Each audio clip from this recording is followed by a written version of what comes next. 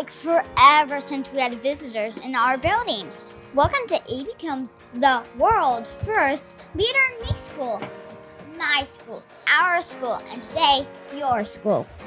Hey y'all, I'm May Truman, a proud second grader at A Becomes Leadership Magnet Elementary. And we can't wait to show you around. Let's get started.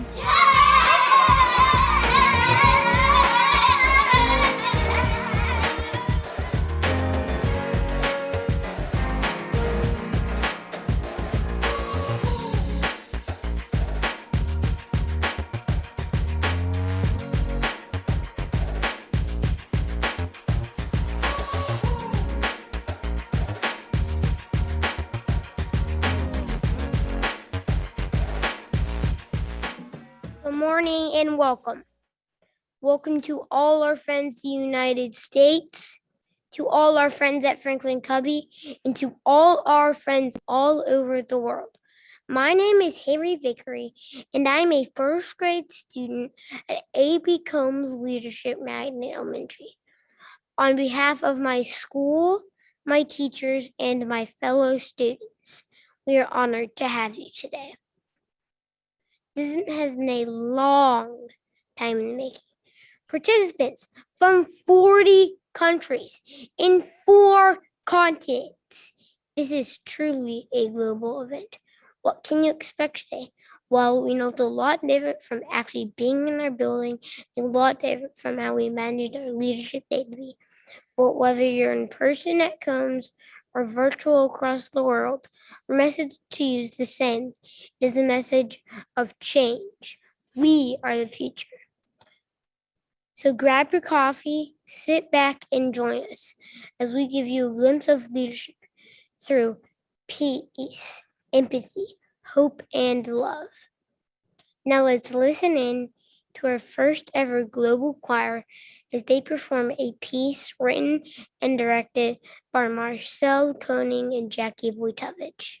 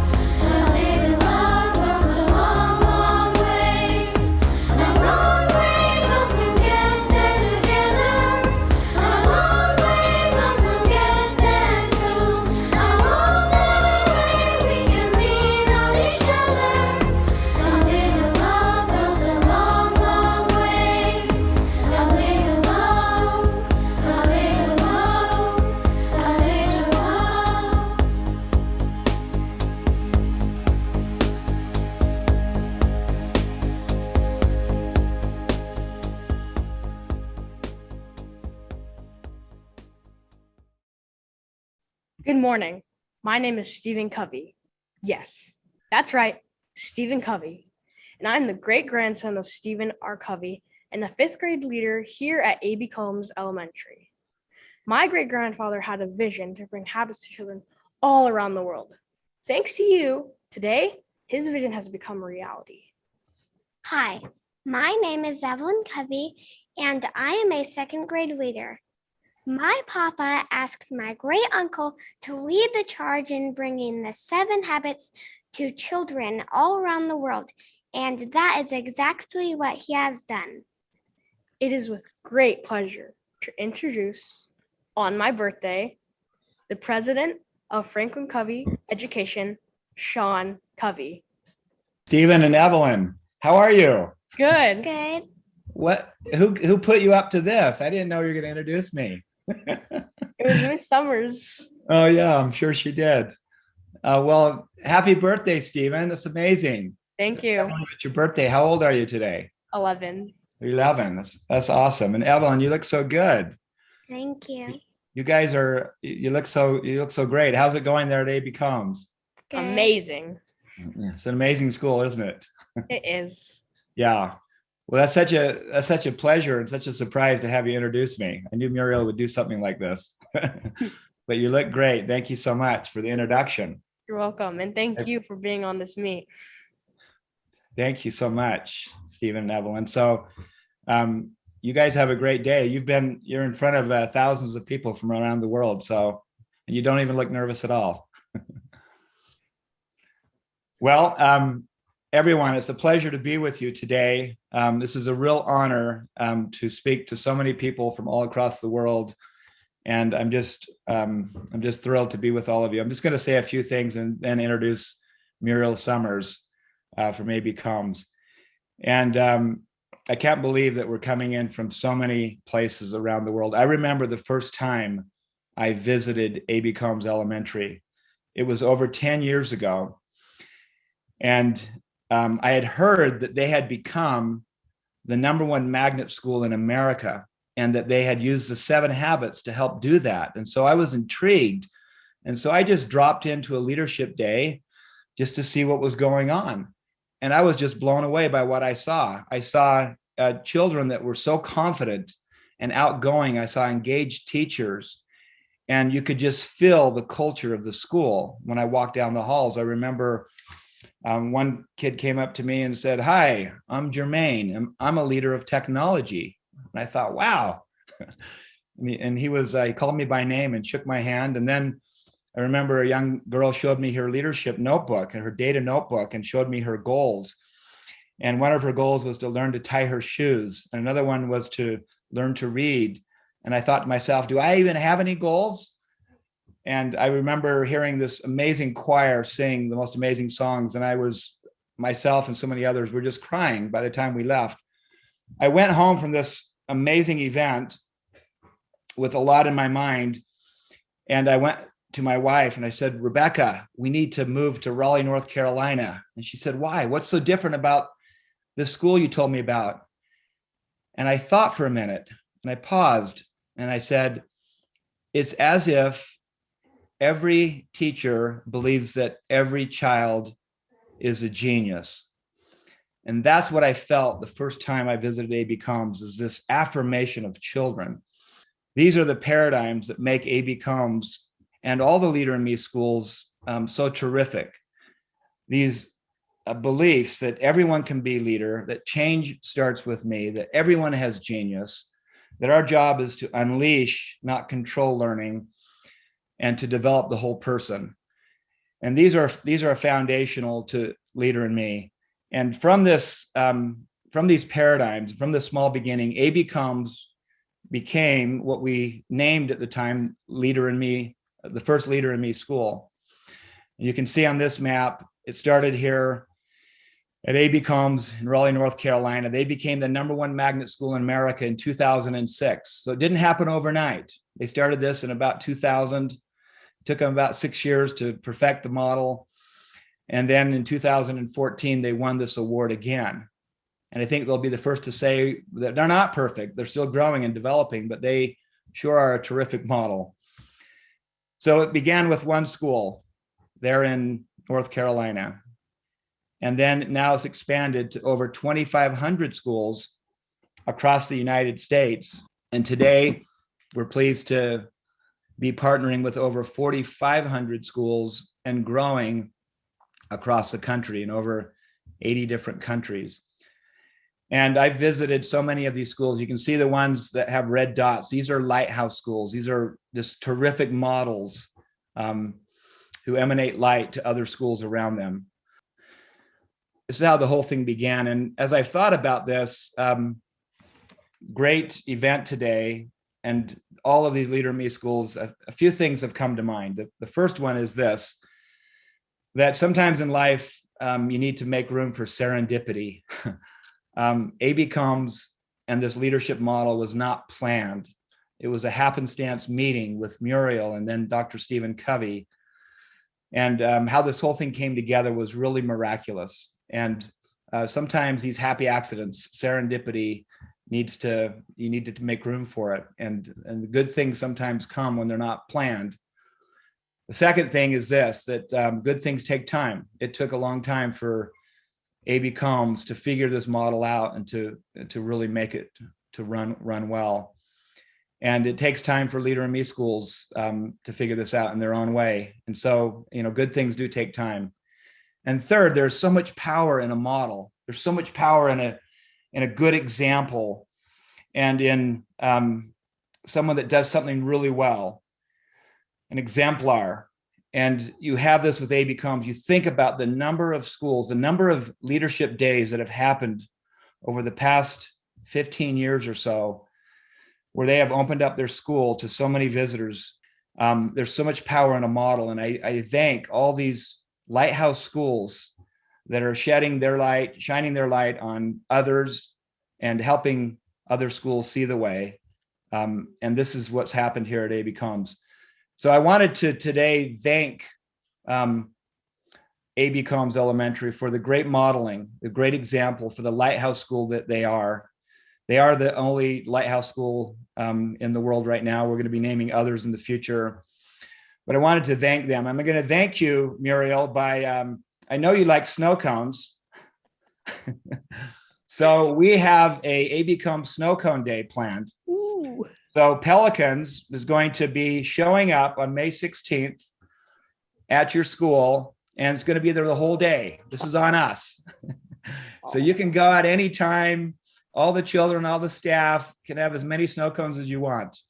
All right. So Muriel, it's such a pleasure to be with you. And I wanted to say thank you and to your teachers, your other administrators, your community, your children. You're just remarkable. And you have set an example for so many other schools to follow. We so appreciate it. And do you remember, Muriel, that first time I visited over 10 years ago, after the leadership day, I sat down with you. It's just me and you in your large media center, which is where you are right now, I believe. And do you remember what you said to me? Yeah, I'm sort of glancing in the corner when all of this went down. But I do remember after your father's book, The Eighth Habit, was released, and we were mentioned only on 2.5 pages. But your father wrote about his experiences when he came to visit us. And he also had a DVD in the back of the book that sort of captured that moment. The brilliance behind every bit of that was the fact that people really watched that DVD. And there was a chapter devoted to his experience that day on what I guess we would reflect back and call our first leadership day. But what we were not expecting were the number of phone calls, the emails, the interest that started to generate and ripple across this globe. And, we tried to manage it and we tried to call y'all. And I'm not sure you answered me all the time that we called you. But we finally got your attention, and you came because your father said, Sean, I need your help with this. And I know that that was not what you had planned to do. And it was not what others had planned to do as well.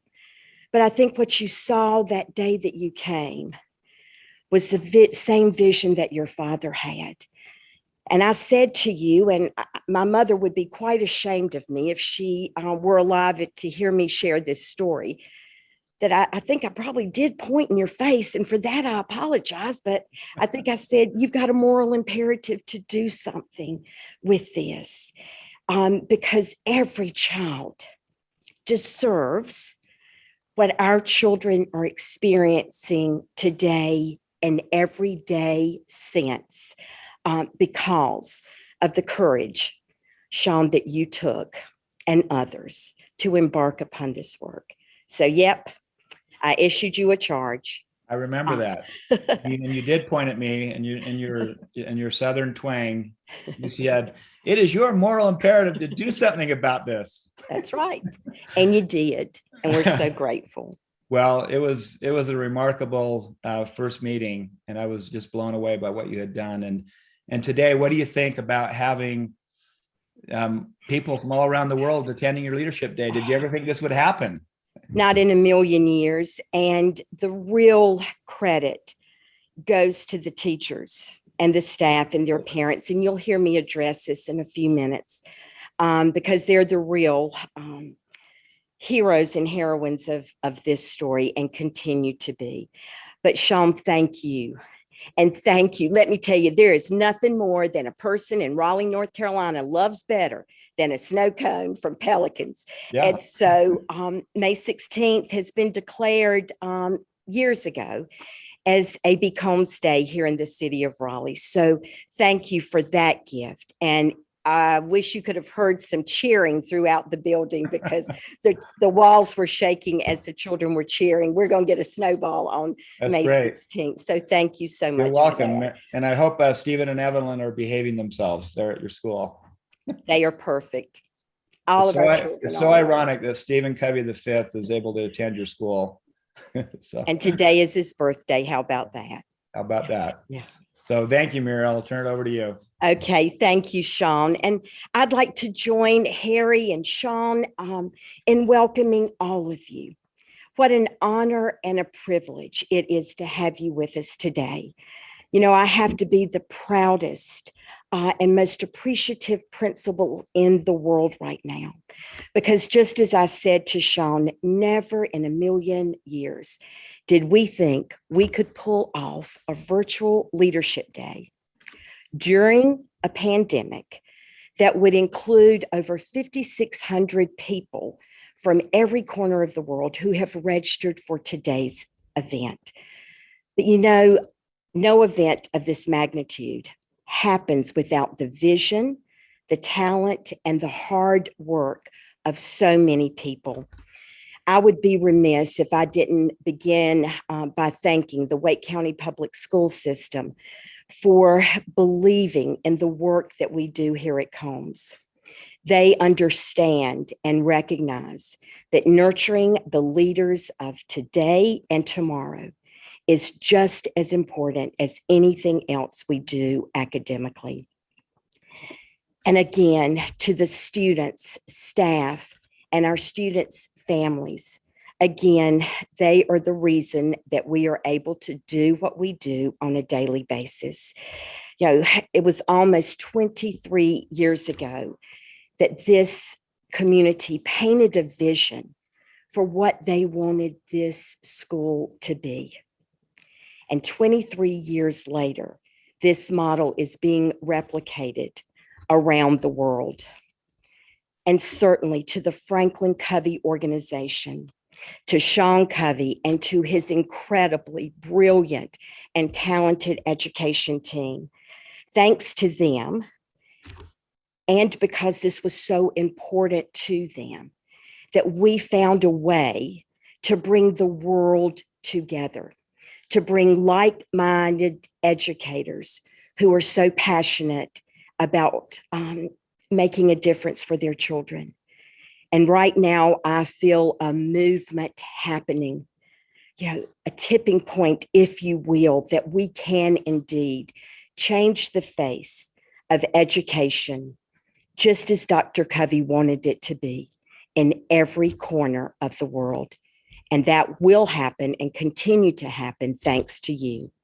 You know, there is a quote that reads that in every challenge, there lies an opportunity. We have all experienced firsthand the challenges of this past year. We have taught virtually, we have taught face to face, and we have taught with a hybrid blend of both.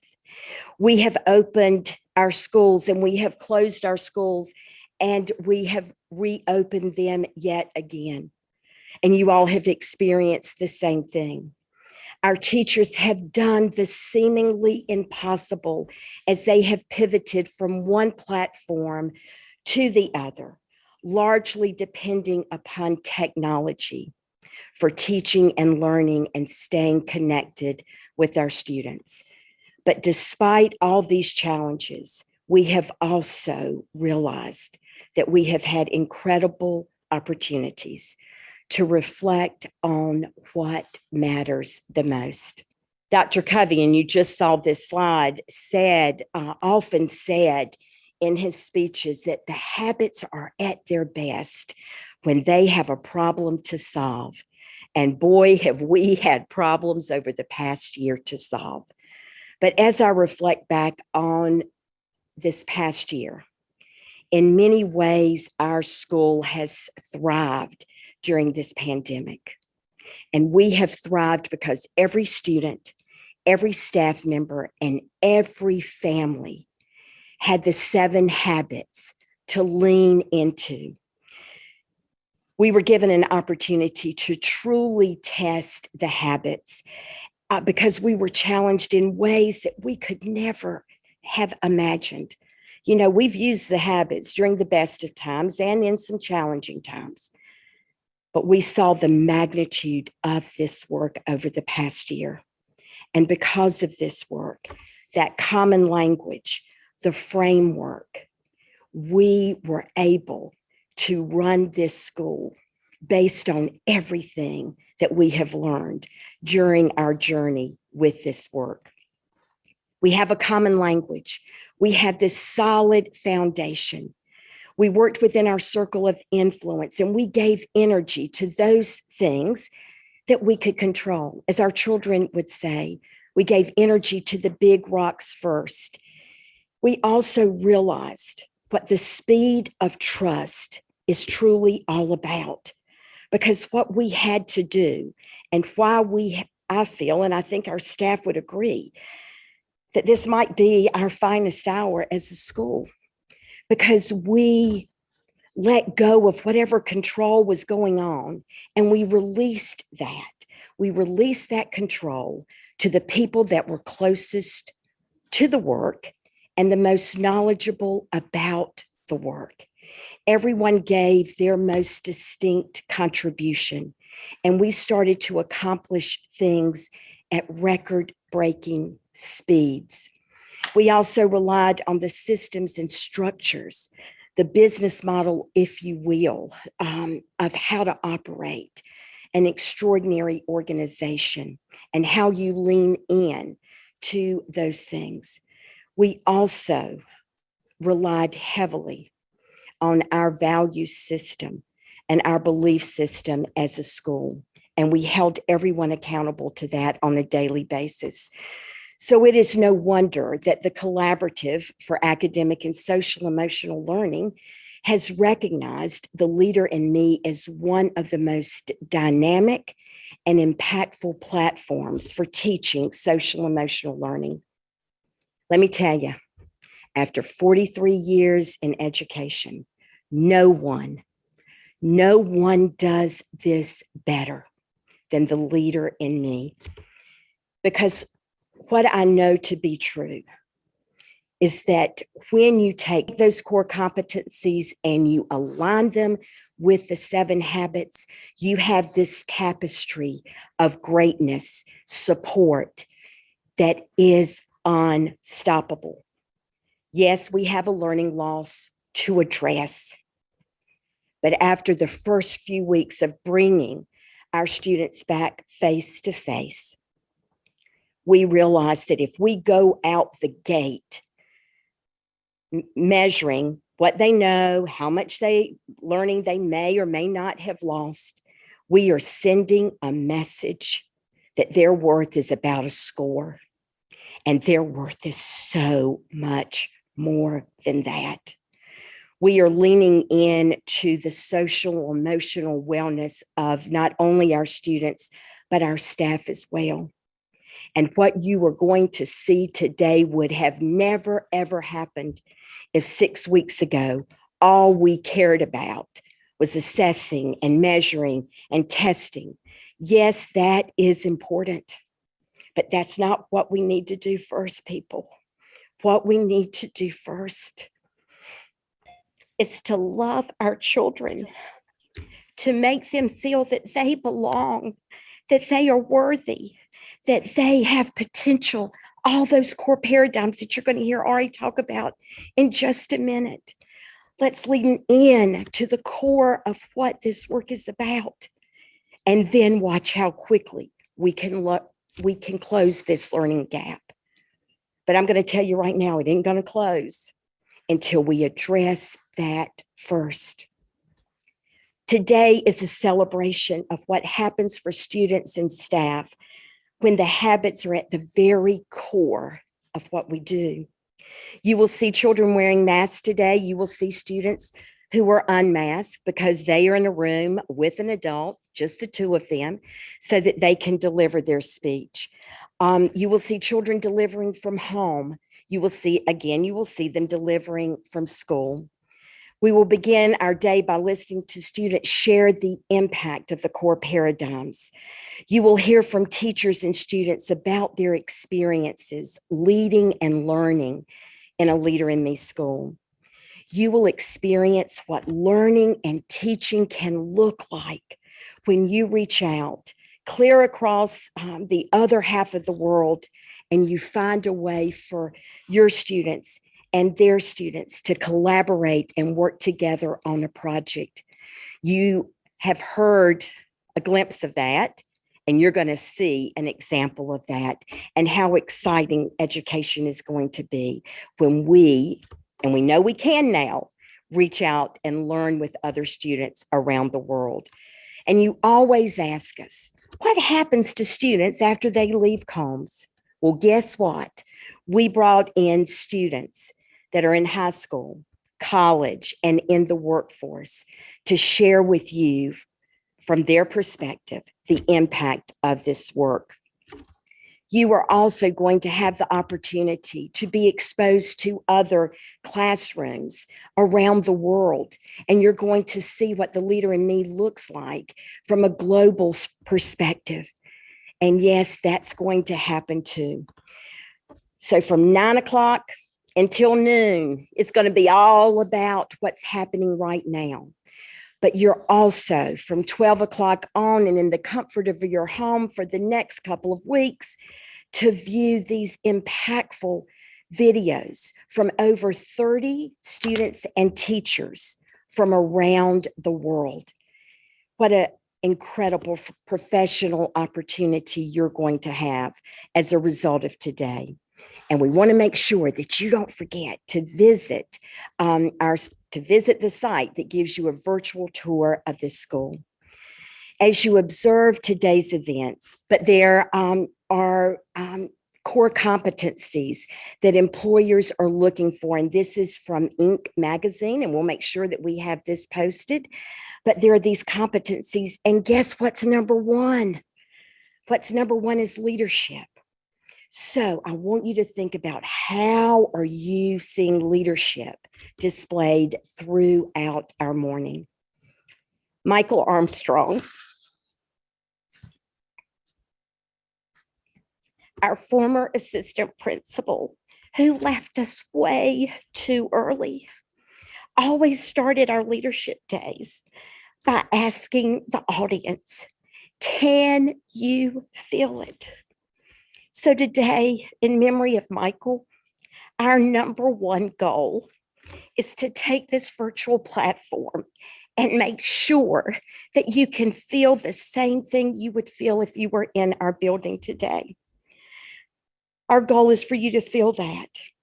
Our goal is for you to realize the power of leadership and the incredible gift we have been given to have a framework that serves us in the best of times and in the most challenging times. And so today, as Dr. Covey's quote comes up, and it sums up what today is all about, it is communicating people's worth and their potential so clearly that they are inspired to see it in themselves. So, fellow educators, buckle up, because we're getting ready for the ride of a lifetime. And our first destination is the Divine Child International School in India. Thank you again for being with us this morning. I am a leader. I am a leader. Hey, wait. Do you know who is a good leader? Yes, I know. I have learned from TNIA program at my Divine Child International School. Yes, the Leader in Me program. There's a leader in me, there's leader in you. There's leader in me, there's leader in you. If you want to be a good leader, you need to be honest. You need to be focused. You need to be proactive. You need to be creative. You need to be responsible. You need to be humble. If you want to be a good leader, you need to be helpful. You need to be respectful. You need to be kind. You need to be open-minded. You need to be a good listener. You need to be a good decision maker. There's leader in me, there's leader in you. There's leader in me, there's leader in you. There's leader in all of us. Thank you. Thank you, leaders. Hello, world. My name is Arath Nanapaneni, and I'm a student at A.B. Combs Leadership Elementary School. And I have a question for you today. What lens do you use to view the world? As humans, we create our own thoughts based on things we experience. We build a mental model, a mindset of life as we think it to be. This mindset becomes our paradigms, and they help create the lens we use to view the world. As leaders, we have core paradigms about leadership, potential, change, motivation, and education. For example, leadership. Everyone can be a leader. Potential. Everyone has genius. Change. It starts in you and me. Motivation. Take charge to learn and lead. Education. Families and teachers work together. These are the lenses we use at Combs. As you hear from students, alumni, and teachers today, we hope you'll see evidence of these core paradigms in action. They're very important. In fact, they're the why of our leadership model. Hello, my name is Lucy May Catherdotte, and so happy to be here today. At A.B. Combs, we believe everybody can be a leader, even a classmate like me. It's called a paradigm of leadership. There are a ton of leader jobs. It could be leading a class meeting or speaking in a global leadership day like this. Leaders are important. Thanks, Lucy. My name is Caleb Bass, and I'm a second grader at A.B. Combs Leadership Magnet Elementary. I want to share a little today about the paradigm of potential. At our school, we believe everybody has genius, has the potential to do something amazing. You may be a genius in academics, in sports, or maybe in communication. So it's not a question of if you have genius, but rather what kind of genius you have. Don't get me wrong. Just because we all have genius doesn't mean we don't ask for help. After all, asking for help shows that you're strong and open to learning even more. Have you ever thought about where your genius lies? Think about it. I know you have it, and I know you will help your students find theirs. Hi, I'm McKenna Henninger, and this morning we've heard about the paradigm of leadership and potential. Are you ready for the next one? It's the paradigm of change. I've been a student in A.B. Combs since kindergarten, and now that I'm in 5th grade, I can see how my leadership skills have grown and changed over the years. I have learned that change starts with me. Not only thinking about it, but really acting on it. If I think big changes need to be made, I need to think about what I can do, what role I can play in that change. This year has been tough. Some students are attending class virtually, while others are in the school building. Recently, I thought about the kindergartners and how their very first year in school has been very out of the ordinary. Somehow, I wanted to make these students feel extra special. What change could I initiate to make this happen? A mentor program. That's it. A mentor partnership between 5th grade students and kindergarten students, not only to make them feel special, but also to help them begin with the end in mind. Honestly, it would make the 5th graders feel pretty special too. I shared my idea with Miss Summers, and of course she was excited and supportive. I have multiple friends who offered to help with the planning, and we are excited to implement this program in the 4th quarter. I can't wait to talk to the kindergarten students about leadership, our school traditions, and all the different paradigms. But more importantly, I can't wait for them to see that change is possible. Thank you. Thanks, McKenna. I know you'll accomplish whatever you set your mind to. Hello, my name is Elena Taylor. I'm a student at A.B. Combs Leadership Magnet Elementary, and I have some questions for you. What motivates you? What really gets you excited? Is it learning new things? Coming up with creative ideas? Maybe it's vacation. Whatever it is, the paradigm of motivation will play a part. This paradigm means students lead their own learning. It doesn't mean that we don't need our teachers. It does mean that we as students play a big role in our own success. Yes, our teachers tell us which standards we are learning and when. They teach the content we need to learn. They encourage us and cheer us on. But my teacher can't put the knowledge into my brain for me. It is my responsibility to be proactive, to begin with the end in mind, and to put first things first.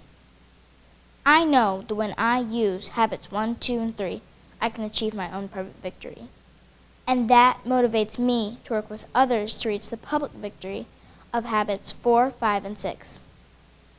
I bet you would agree that it's nice to have others encourage you.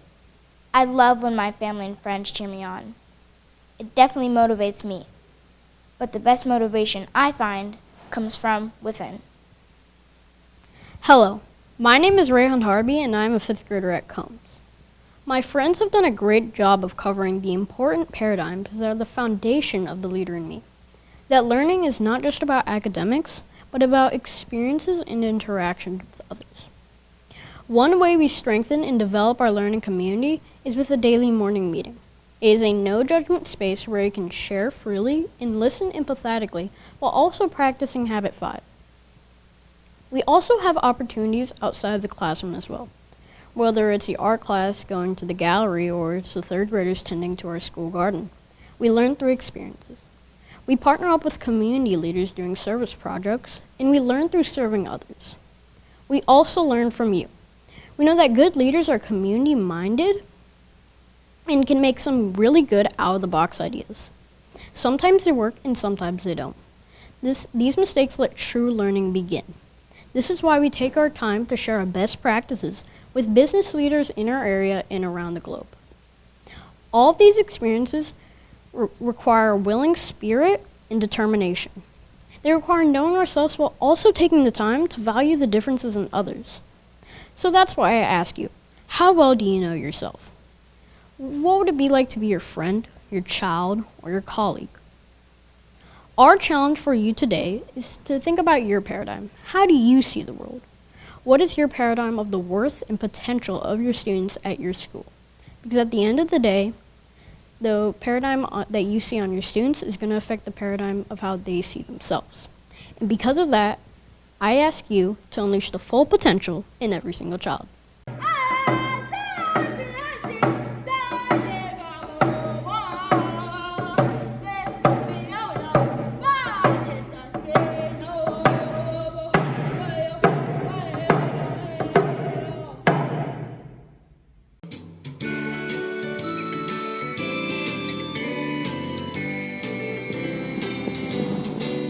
We do the 7 habits and gratify. We do the 7 habits every day. 7 habits and gratify. The 7 habits we can change the world. 1, 2, 3, 7 habits to the world. Habit 1, be proactive. Habit 2 is begin with the end in mind. Habit 3, we have to put first thing first. And habit 4 is keep learning. Habit 5 is be understand. Then to be understood with others.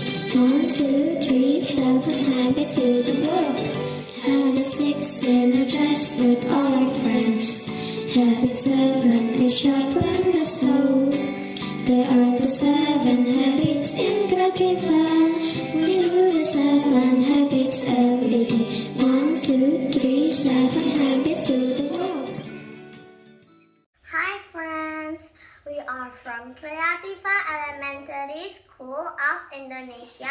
Want to say, stay safe, stay healthy, and stay strong. We love you all. Good morning. My name is Jody Gupton, and I have been a member of the Combs staff and extended staff since about 2008. And it is so much fun to be here today and be a part of this day. It's literally been perfect. But if we're honest, that's what we're struggling with just a little bit. We don't want you to see just the perfect.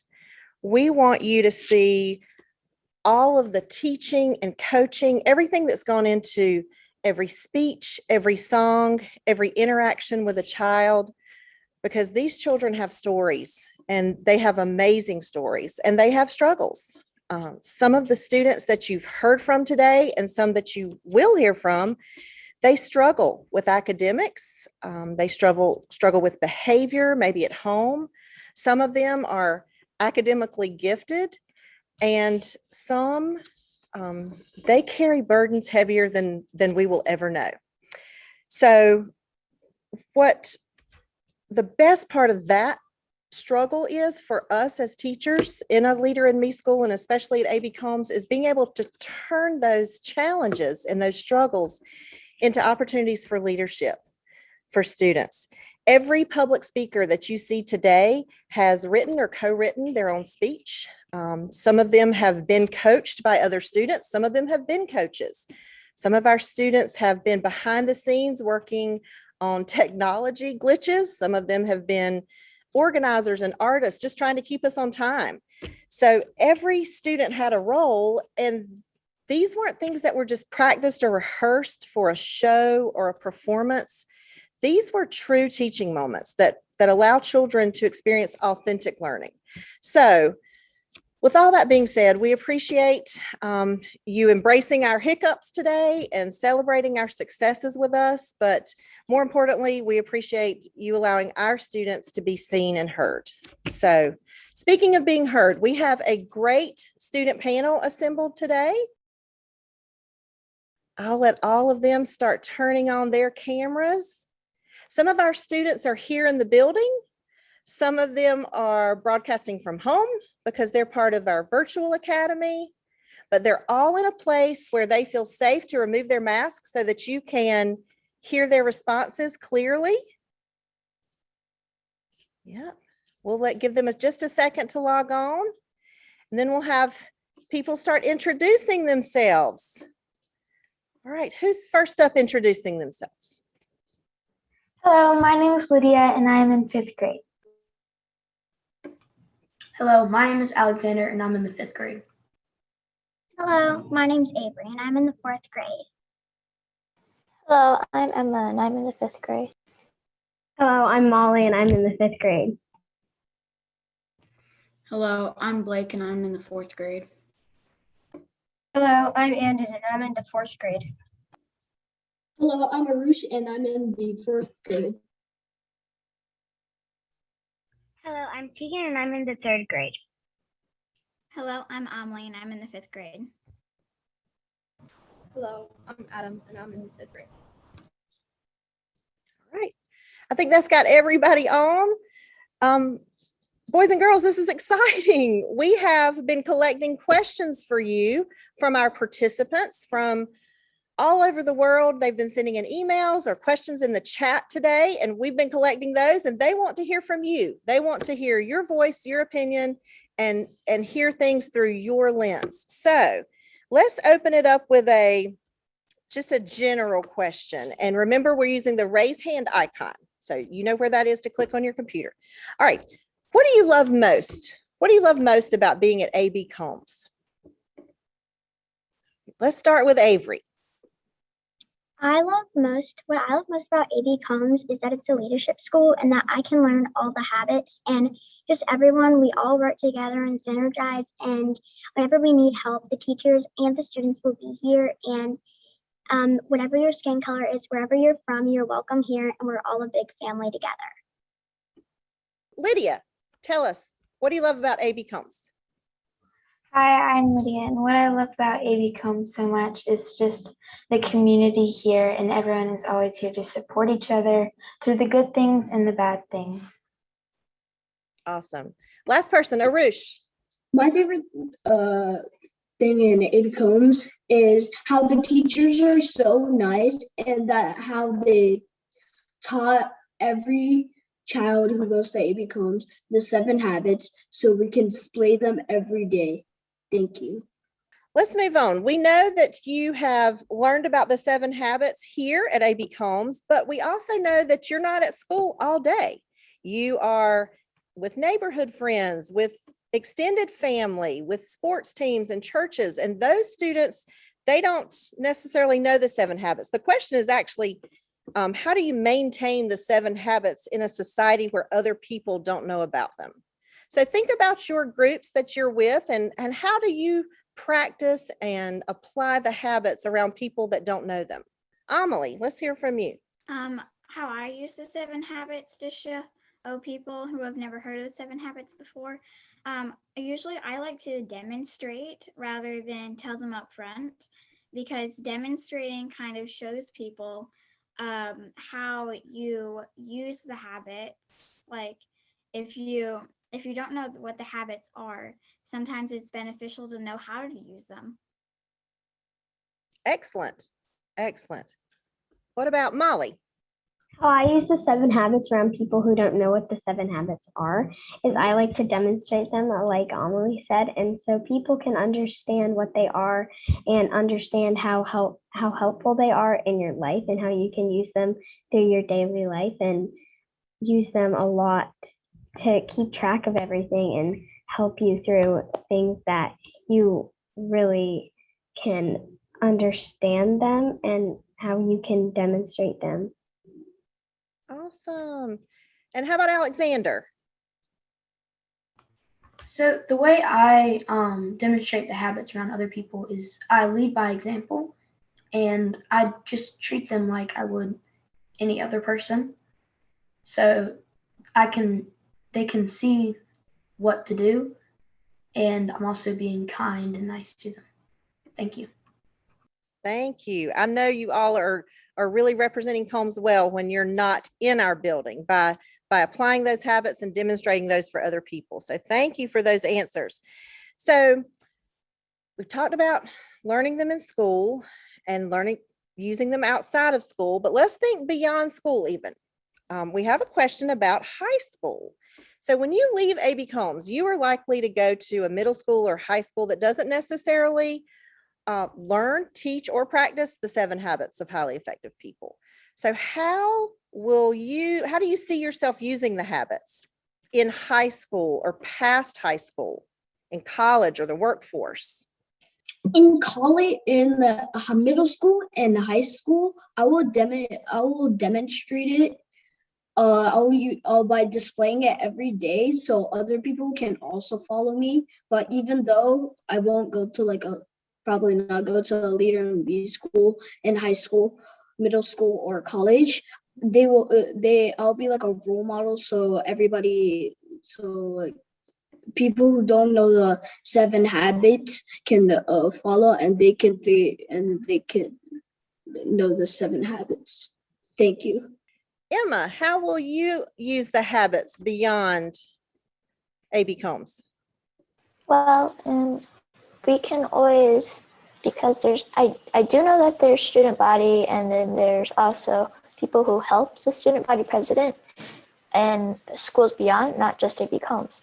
So if I ever again go into a student body president team, I think like adding that as an idea or implanting it into the school would be nice, and just telling it isn't going to be as effective. So you have to demonstrate it, and you can be a role model by that. Excellent. I can see you right now as student body president somewhere in a high school. All right, let's have one more person who, Adam. One way that I portray the past Combs is basically just being prepared for everything, because there are always going to be things that will be very hard to prepare for. That's really the whole part of leadership. The largest parts is always being ready for everything and not letting it get you down. Excellent.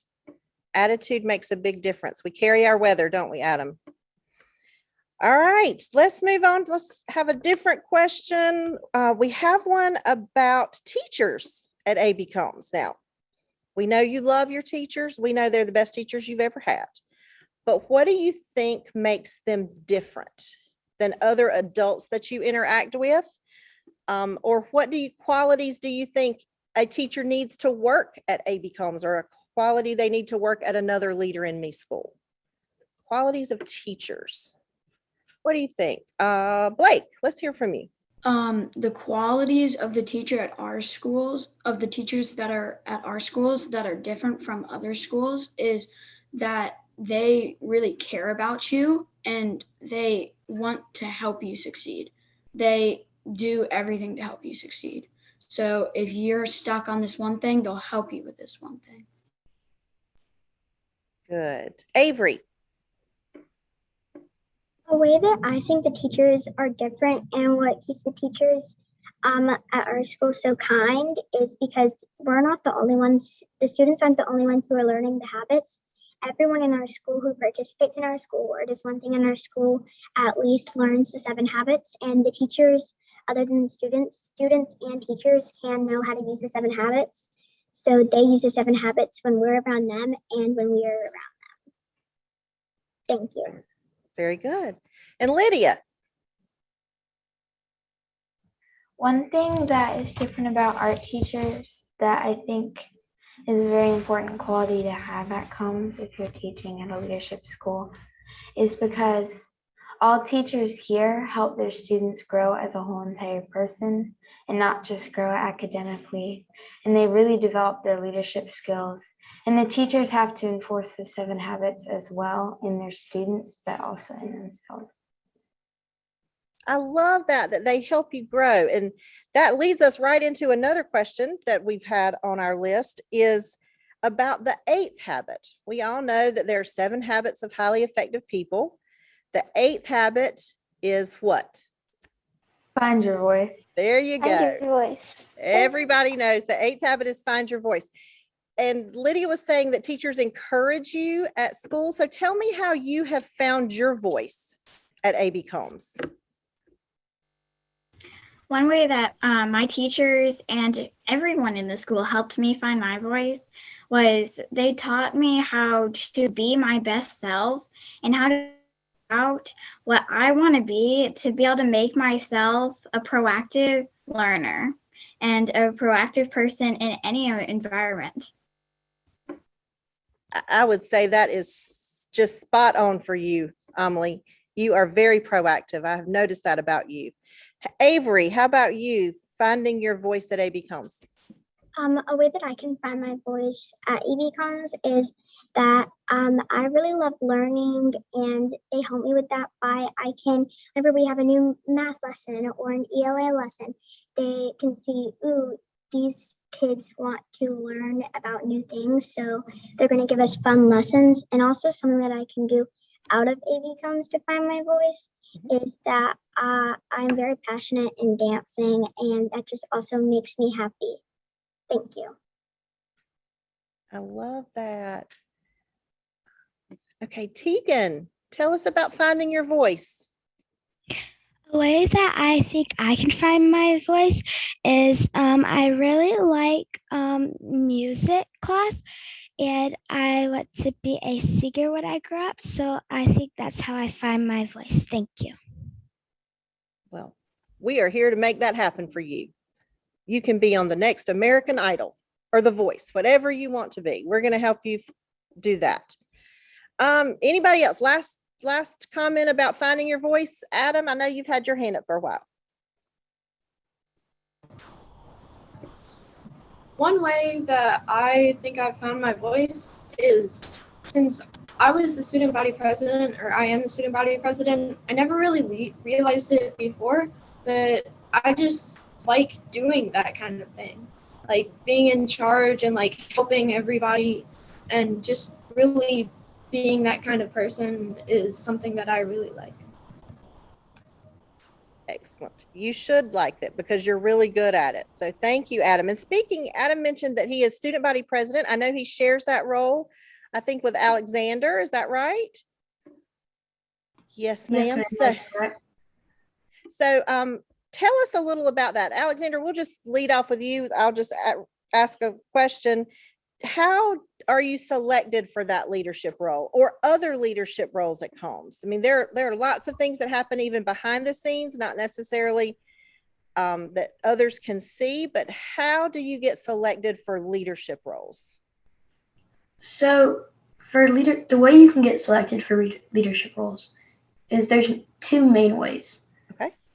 So the first one is if you're showing a lot of leadership in the classroom or around school, you can get chosen.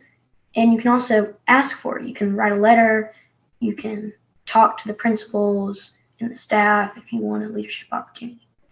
And to become the student body president, all the students vote for it. And once you make it past the class voting, then you go to school-wide elections. And if you win the school-wide elections, then you become the class president. Thank you. All right, congratulations. Anybody else want to talk about being selected for a leadership role? I'm seeing some hands up, so I'm assuming y'all are still wanting to answer this question. So Molly. You can be selected for leadership roles by you being a leader in the classroom, at recess, and around the school. And your staff can watch us and they can choose us for leadership roles and speeches and a lot of things like that. And like Alexander said, you can get voted for the student body president. You can get voted from your class.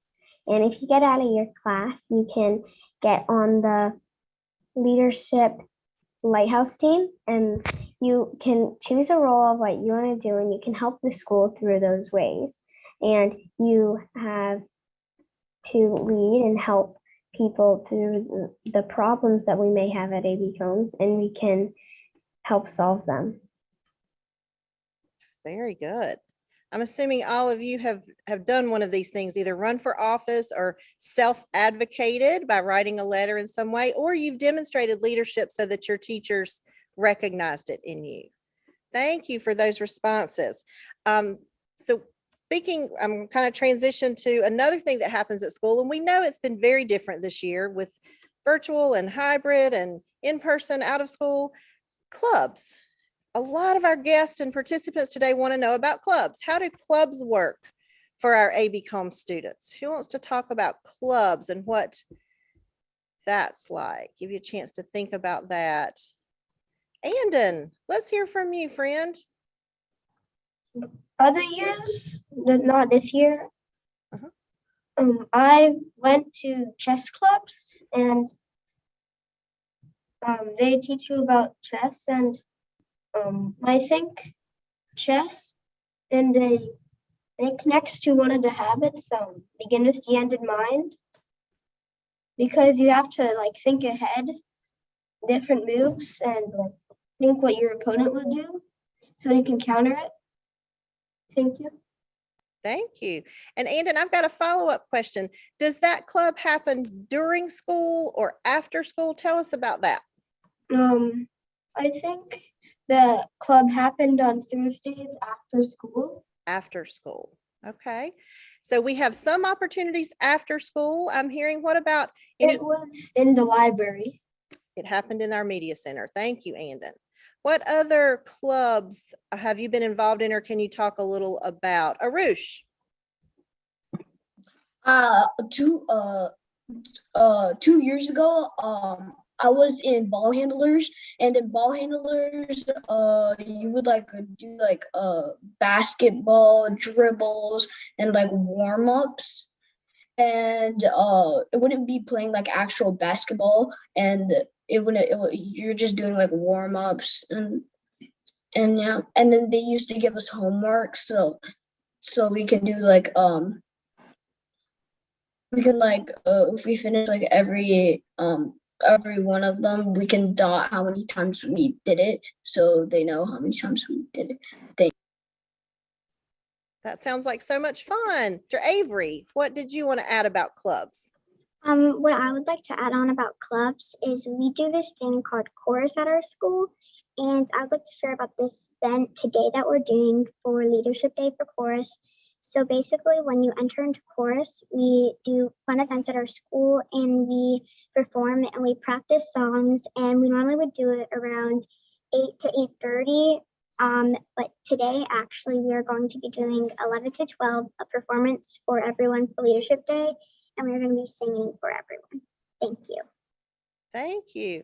I do know that course meets, we're still using that word hybrid. It's not before school, it's not during the school day. I know course rehearsals typically happen during morning arrival so that everybody can participate and it doesn't exclude anyone. It's again part of being a part of that big family. So let's transition one more time. Thank you for those answers about your clubs. We know those are exciting and you're looking forward to getting back to those in person. What about the 7 habits at home with moms, dads, aunts, uncles, brothers and sisters that might be irritating? How does that work at home? Emma. For me, we are very actually active, so we will go outside and do what we need to. And so for siblings, if they're annoying, I have few ways that I get them not to annoy me. So I would probably use, first I would use Seek First to Understand, because I know that they're bored, they're inside, they want to go outside and want to have fun. But if they decide to annoy me just because they have it, there's a few techniques. So I usually use Begin with the End in Mind, and I plan ahead. So if they decide, you know what, I'm going to go annoy her over there. And so I use my techniques to make sure I get my end result and they get theirs. Emma, you could probably motivate me a little at my own house. You should probably come spend some time with me. Who else wants to talk about using the 7 habits at home? I feel like I want to give everybody a chance. I know we're running out of time. Let's hear from Adam. This is like a circumstance or scenario that comes up a lot with younger at home. It's where he wants to go do one thing, but then I want to do another thing. So I really have to think when and just go play like 15 minutes of this and then we can do 15 minutes of that, which you want to. And that's like one way that I use the habits at home to help my health. Awesome. Blake. One way that I use the habits at my house is I always have to synergize because we have to go clean our rooms. Me and my brother, we work together to help clean our room. So I'll help him clean and then he'll help me clean. Thank you. Thank you. That is great synergy. Molly, 7 habits at home. How we can use the 7 habits at home is we can use them not only at school, but we can be proactive if our teacher gives us homework and we can get those done before we can play or do what we want to do. Or you can be proactive by packing your lunch before school or picking out your outfit before school. You can synergize with your siblings to maybe help clean up dinner or make dinner. And you can use the 7 habits not only in school, but you can use them outside of school. And they're very helpful with doing a lot of different things than just schoolwork. You can use them to play, you can use them to get your chores done and clean your room. And they're very helpful.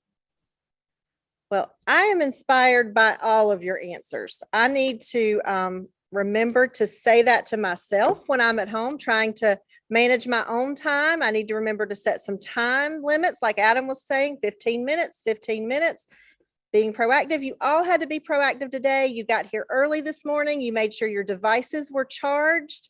You made sure you knew how to log in with a link. You were doing some things that took a lot of preparation on your part, and we so appreciate your using the habits this morning to get you on this panel.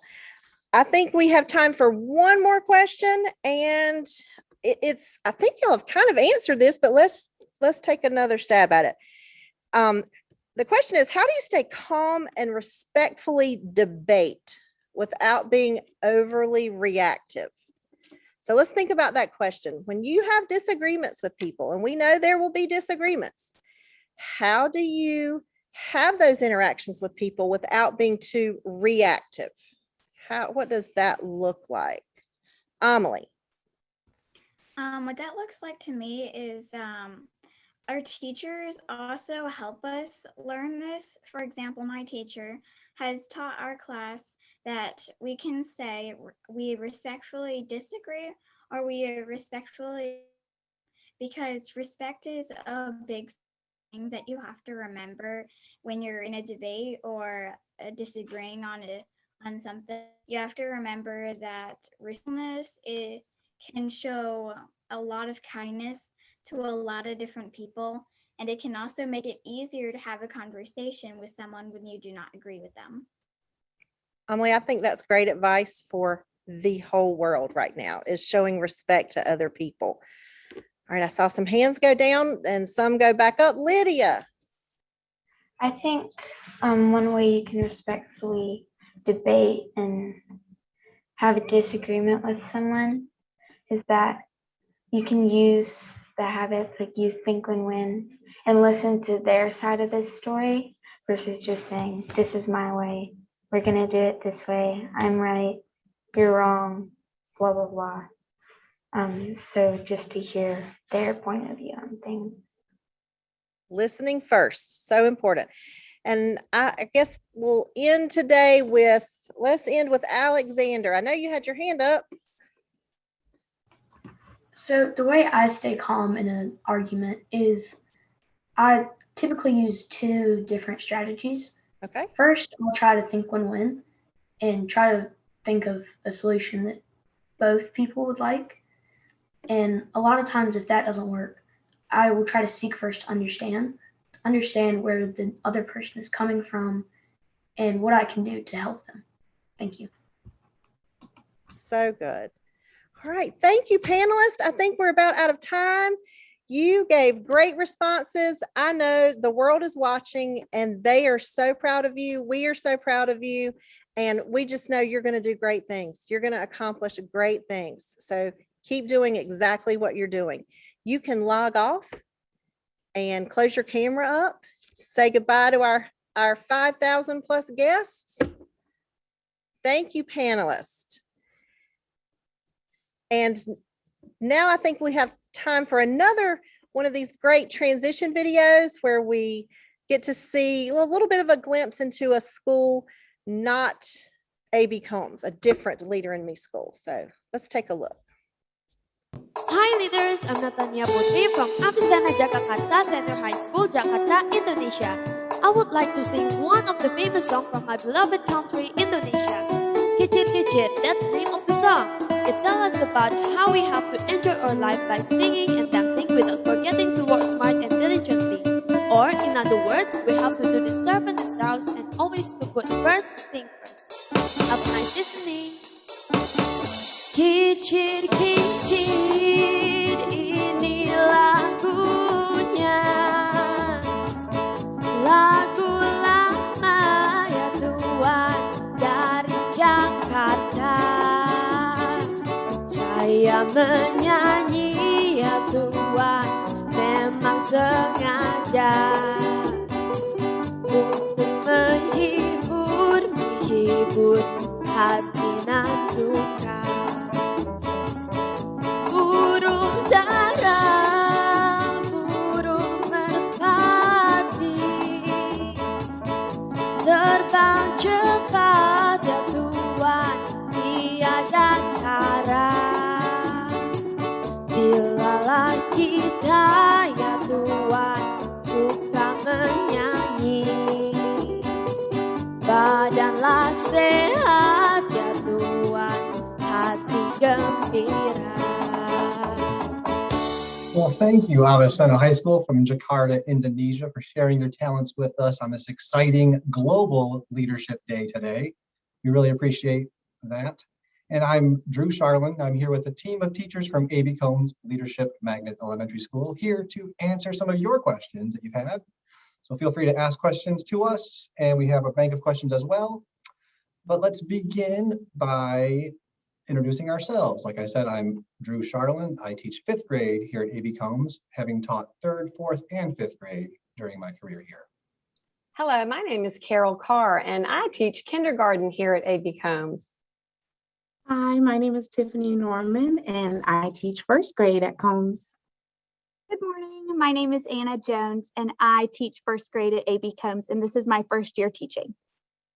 Hello, my name is Debbie Faulkner, and I teach 2nd grade at A.B. Combs.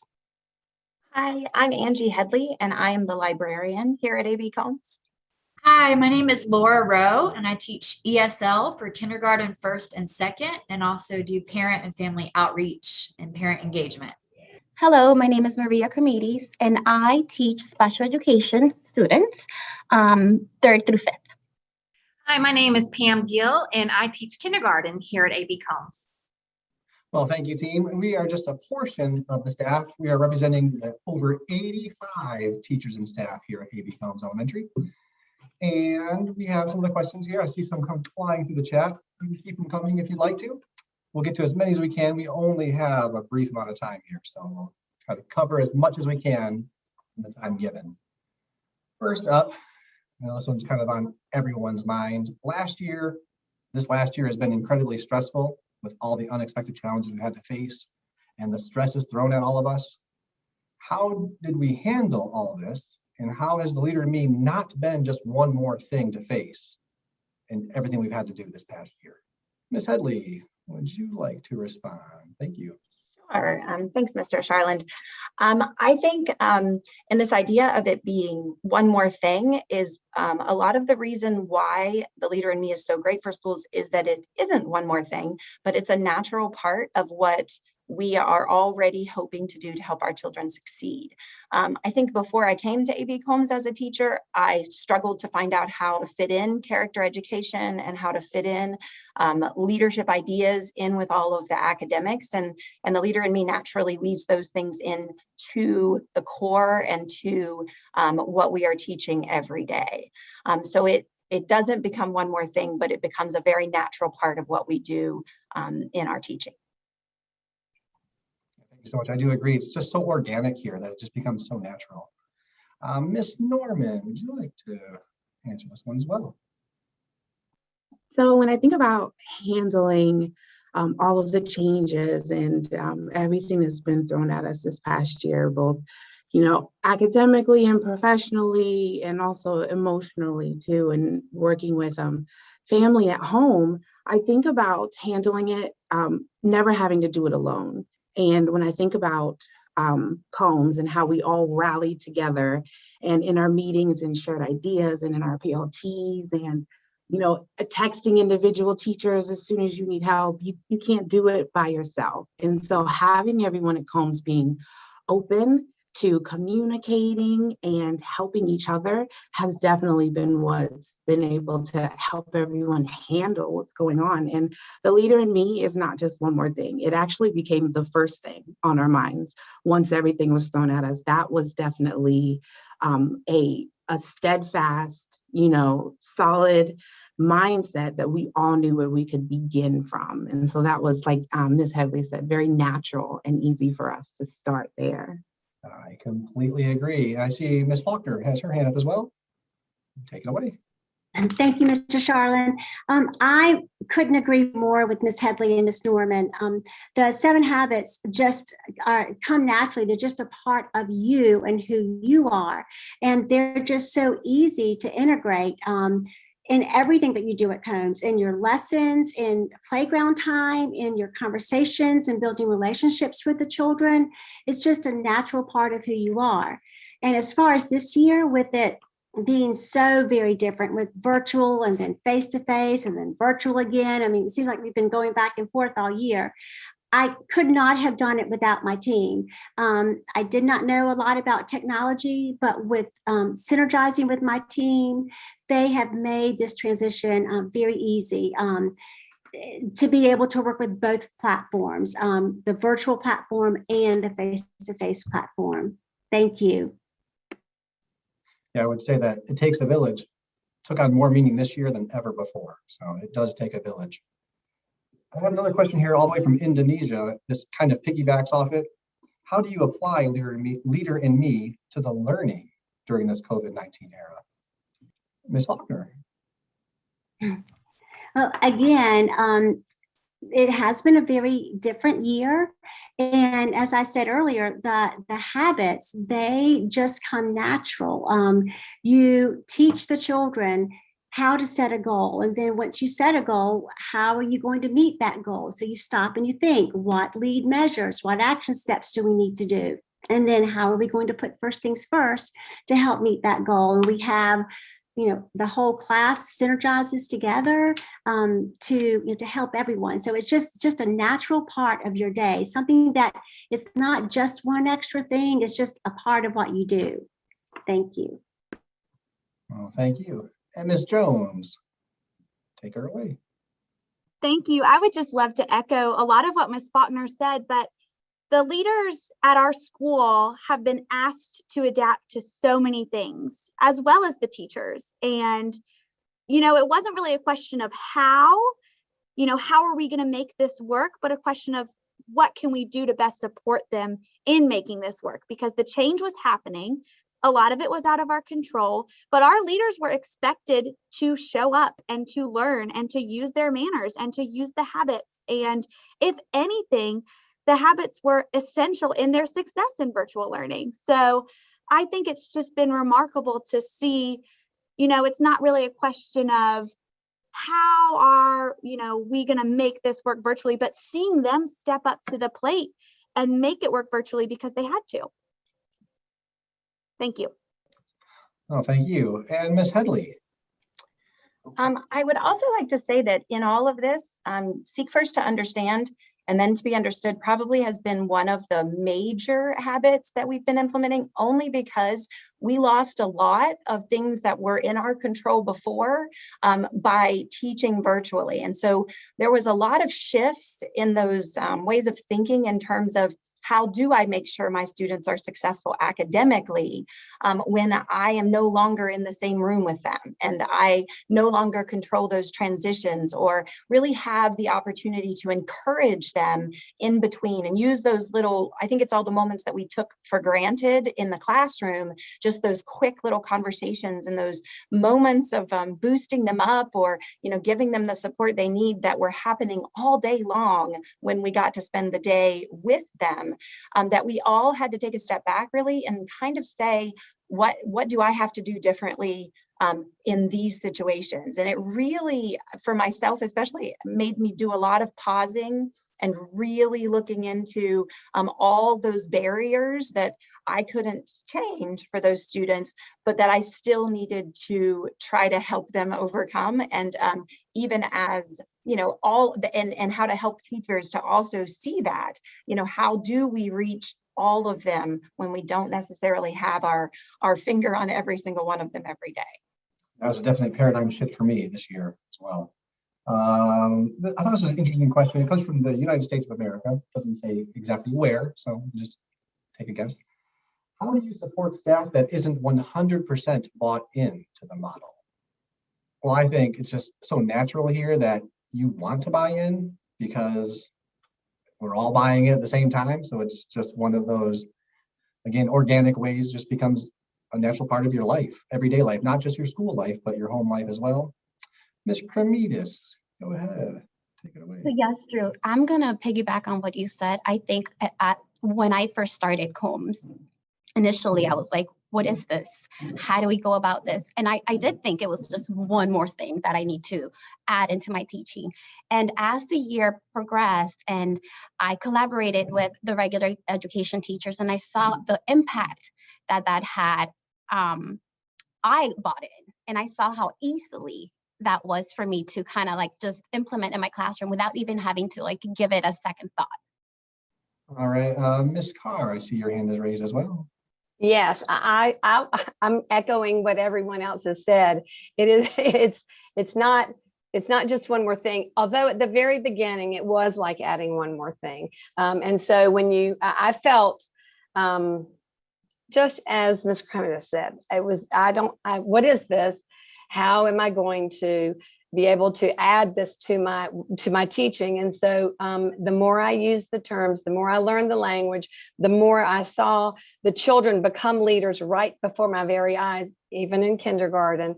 I knew that it was just a lifestyle. It's not an extra thing. It's not something extra that we do, another piece of the curriculum. It's part of who we are. And so when I felt that way, and so when I see new staff added to our family here, and I feel like that they don't understand or they don't buy into it immediately. I tell this story, I share that with them, and then I try to be the best role model that I can for those staff members, and it, as it always does, it happens and they follow along and it becomes part of who they are as well. And so it is very organic, as you say. Thank you. Well, thank you. And I think you hit the nail on the head with it being a family. So I think that goes a long way with the buy-in here. Ms. Gill, you've been so patient with your hand raised for so long. Why don't you take a break and give us your answer? Thank you, Mr. Charlin. I was just going to say, I have been at Combs since the very beginning of implementing the Leader in Me. So I've seen a lot of new people come and go. And I think the main thing that has helped the new people come in and try to get on board with this Leader in Me program is that we have such close-knit teams. And when we're doing our lesson plans, we are incorporating the habits into those lesson plans. So it's almost like you're learning as you're teaching it to your children, you're learning those habits also. And I also tell them, even though I'm one of the ones that helped first start this, it wasn't easy for us in the beginning. We had to learn the habits. We had to memorize what the names of them. We had to know what they meant. So it takes a while. You've got to learn this. And then eventually it becomes second nature to you. But you have to give yourself that time to learn it. And so when you have your teammates alongside of you, helping you write lesson plans where you're teaching the children what those habits mean, especially in kindergarten, because we're all learning together there. I think that's what's helped people to come on board with this. At the beginning, it's a scary thing. You're not sure how it's going to play out, but with your synergizing with your team makes all the difference. Thank you. Thank you. I echo that as well. And I do think just teaching it does help us learn about it at a great level. Oh, I think Ms. Norman was next. So I guess Ms. Norman, go for it. Yes, thank you, Mr. Charlin. So I came to Combs straight out of college. And so, Ms. Summers scooped me up right from Carolina, and I haven't taught anywhere else, and I don't want to teach anywhere else. And I think for me, I got swept up in it, walking into Combs, the feeling that you get, having everyone smile at you as you walk down the hallway and feeling instantly welcomed into the culture. And as I think about how that was my first feeling, I think about wanting to share that with new staff that come into Combs, being able to share my excitement about what we're doing, the impact that it has on the students. I think sort of having that be contagious sort of helps people get on board, so find those people on your team that want to start it with you and want to get excited about it, and then just have that excitement grow together.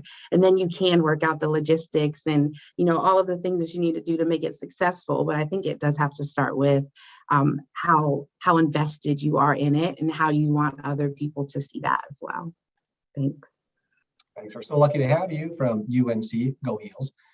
Couldn't let that go without a shout out. Miss Rowe, would you like to give your answer as well? Yeah, I would just like to say, as a new teacher to Combs, I'm not new to teaching, but this is my first year at Combs. And just to echo what everyone else is saying, I have just felt so supported from day one. I feel like everyone has reached out and asked, how can I help? How can I support you? And you just truly feel that sense of synergy and that win-win attitude. And when you see that collaboration among everyone that works here, and you see the students who are being considerate and self-reliant and setting goals and tracking their goals, it just really inspires you to be the best version of yourself that you can be. And so it doesn't really take buy-in, it's just a whole paradigm shift. And I've really seen how it's inspired me, not only as a teacher, but as a mom. I have a son in first grade, and as a wife. So it really is just a paradigm shift. And I also was lucky, Anna and I got to attend the Covey training at the beginning of the year, which also helps to learn all of the different habits. And we got to create visions, vision boards, and mission statements for ourselves. And so I think all of that has truly helped me to just feel a part of it really is like a family, and feel right at home here at Combs. Thank you. Oh, thank you. I guess speaking of that, does anybody want to kind of go into what Combs 101 looks like for a new teacher? Just to kind of give a quick, brief overview of how we help to instill this with the entire staff as well. Ms. Jones. Thank you. Yes, I'm happy to do that as someone who experienced it in the fall. And of course, this year has certainly been a different year to be a first-year teacher at Combs, but it was so inspiring to see our administration and our staff's support of the Leader in Me model virtually. It wasn't like, hey, you're coming in and things are going to look different, so don't worry about this. This is not important. It was like, no, day one, you have Combs 101 training. Forget about the classroom, forget about Google Meet, forget about Google Classroom. This is what you're doing first. That's putting first things first. And so it was a whole day led by our administration. We had teachers from Combs come and speak with us.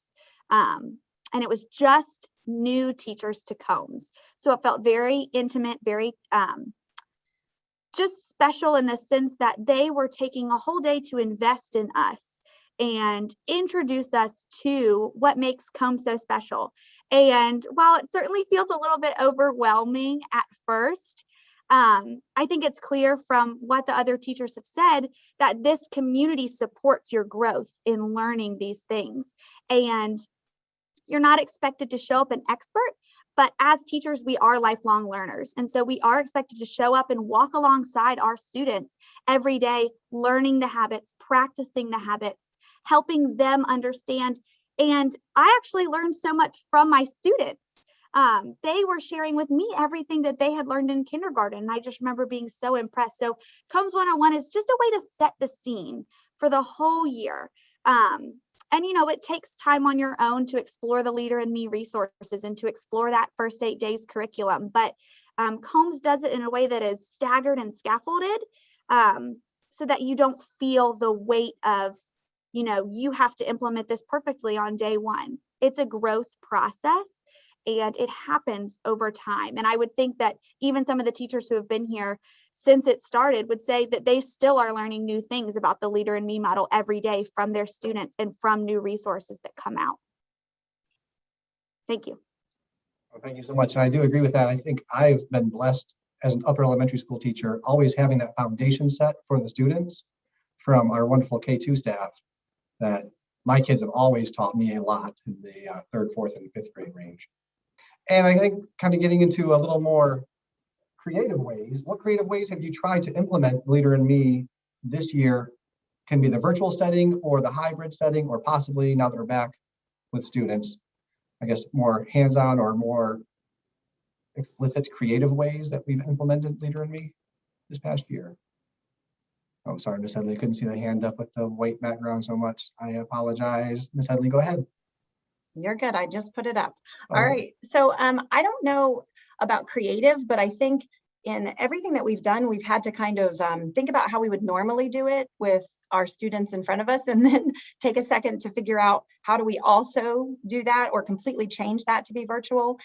As a member of the specialist team, or as we call ourselves, Team 8, we do a lot of extracurricular things like the kids were talking about before with the clubs at Combs. And so many of those weren't able to meet in person at all. And so kind of trying to think outside the box to make sure that we could still offer some sort of version of those things in which those leaders were able to still find their voices in those areas. I know that our chorus was meeting virtually, and now they're kind of meeting in a hybrid style so that kids that have chosen to stay at home to learn can still participate. I know ball handling started off as really the kids I believe watching videos and practicing and still keeping up those skills for ball handling while at home through the same ways that Coach Hook would have implemented that at school, but she's putting it out there virtually so those students are still able to, share what they can learn and share what they have been working on in previous years as well. I know from the library perspective, we've done book clubs in the past. We have a Battle of the Books team, and those things couldn't meet. So we do offer those virtually for kids, still trying to support those areas that, that they want that extra time with you in the building of relationships, because that's a big part of what we see in Team 8 are those connections that the kids make.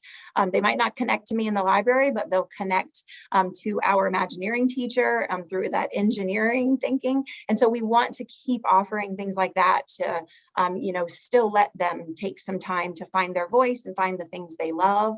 And so from that Team 8 perspective, we've just really had to say, how do we still do this in this new way, which I think is probably a question that we have all, asked ourselves a million times in the last year. And so that's how we have creatively changed what we're doing. I appreciate it from the Team 8 perspective. Ms. Carr. I know that in trying to think of creative ways, both virtually and in the classroom, now that we're back in the classroom, to implement the leadership piece, the Leader in Me piece, we've tried to incorporate what we did in the classroom last year, giving opportunities for leadership and during our morning meeting time, during the different academic parts of the day. So we've still tried to do that virtually in allowing the children to lead in morning meeting, lead in a math lesson, lead in a social studies lesson. We've also, we're in the process right now of getting one of our project-based learning experiences going in kindergarten, and that takes a lot of synergy. It takes a lot of leadership on the children's part. They have, we've tried very hard to build relationships with our children, to find out what their passions are and what their interests are, where their interests lie. And so in doing that, while we're doing our project-based learning, which is going to be a zoo project, they're going to be zookeepers and do research. We're going to do that. We're going to be able, we found a way to be able to use technology to do that virtually as well as in the classroom and collaborate, synergize with each other in presenting that. So I feel like that's one way that we've tried to work to synergize with each other, to collaborate with our virtual students as well as our in-person face-to-face students. Thank you. Ms. Faulkner. Thank you. I want to piggyback off Ms. Carr. We have leaders in morning meeting, virtually and face-to-face. So when we were virtual, the leaders would lead our morning meeting, but also, and more importantly, when we started out the school year virtually, we took the first 8 days to just talk about the Covey habits and review the Covey habits every day. We made a Lotus every day of how we could show being proactive virtually. I mean, we're not face to face, but how can we be proactive as we're meeting with each other virtually? How can we put first things first? So we use that Lotus and review that Lotus during morning meeting every day about how we can use those habits virtually. Thank you. Thank you so much. Ms. Rowe. Yeah, just to piggyback again off of what Ms. Carr and Ms. Faulkner are saying, one way that we have tried to reach out to our families, especially our ESL families, in a virtual year, we've held parent engagement nights in a virtual format. And we've actually been able to partner with another school here in Wake County. And I feel like in some ways we may have reached more families of our ESL students than we might have before, or a different maybe population of parents. But we've been able to do parent engagement nights where we, in the beginning of the year, wanted to really reach out, especially in this crazy year, and help our students where English may not be their first language, be able to navigate a virtual setting, how to use their computer. We did a parent engagement night on social and emotional tips and how to get through a pandemic, how to help your child with their social and emotional learning. So we have had to kind of, it's not the same as having our families here in person, but in a way it's been kind of special to be able to partner with other schools and be able to reach. It's so easy to log onto a computer and do like breakout rooms. So it's kind of been a different format, but I feel like it's been helpful and very a great way to reach some of our families that we may not have been able to before. And then we've also been able to hold conferences, help have interpreters for some of our conferences where the teachers were able to reach those families, and whether it's in Arabic or Chinese or Spanish, and that's been really helpful too. Thank you. Thank you, I appreciate that. And looks like we have time for maybe one more question. I saw this one in the chat window earlier. How does the Leader in Me support our students with special needs? So I thought this could be going for a couple of our teammates here, possibly. I just know that for me as a classroom teacher, it does help with that common vocabulary and goal setting and knowing that growth mindset that they can do. But Ms. Cremidas, I'm sure you have a more thorough answer. Just a little bit. So I think, like you said, Mr. Charland, common vocabulary for our friends, I think is the key point. Having those specific habits and always talking about them, it helps them for some reason. It helps them put things first things first, right? So they come to our classroom, they have a schedule, they have a routine, they know what to expect. So having that leadership model already embedded throughout the day, and our regular teachers and our special education teachers always providing the same language helps them, and they themselves see themselves as leaders. Even if it's in a smallest way, like they see that success, they see that big step into that goal that they're trying to achieve. So even their peers see that in them as well. I think that's one of the big keys from the classroom teacher's perspective, that they see them as equals and celebrate their successes as well.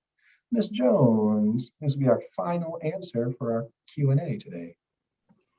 I would love to just piggyback off of that. And I think at the end of the day, the Leader in Me is something that is empowering for all students, and particularly those who might not see themselves as capable in the classroom setting or see themselves as valuable. The Leader in Me takes every child and places them in the position of a leader.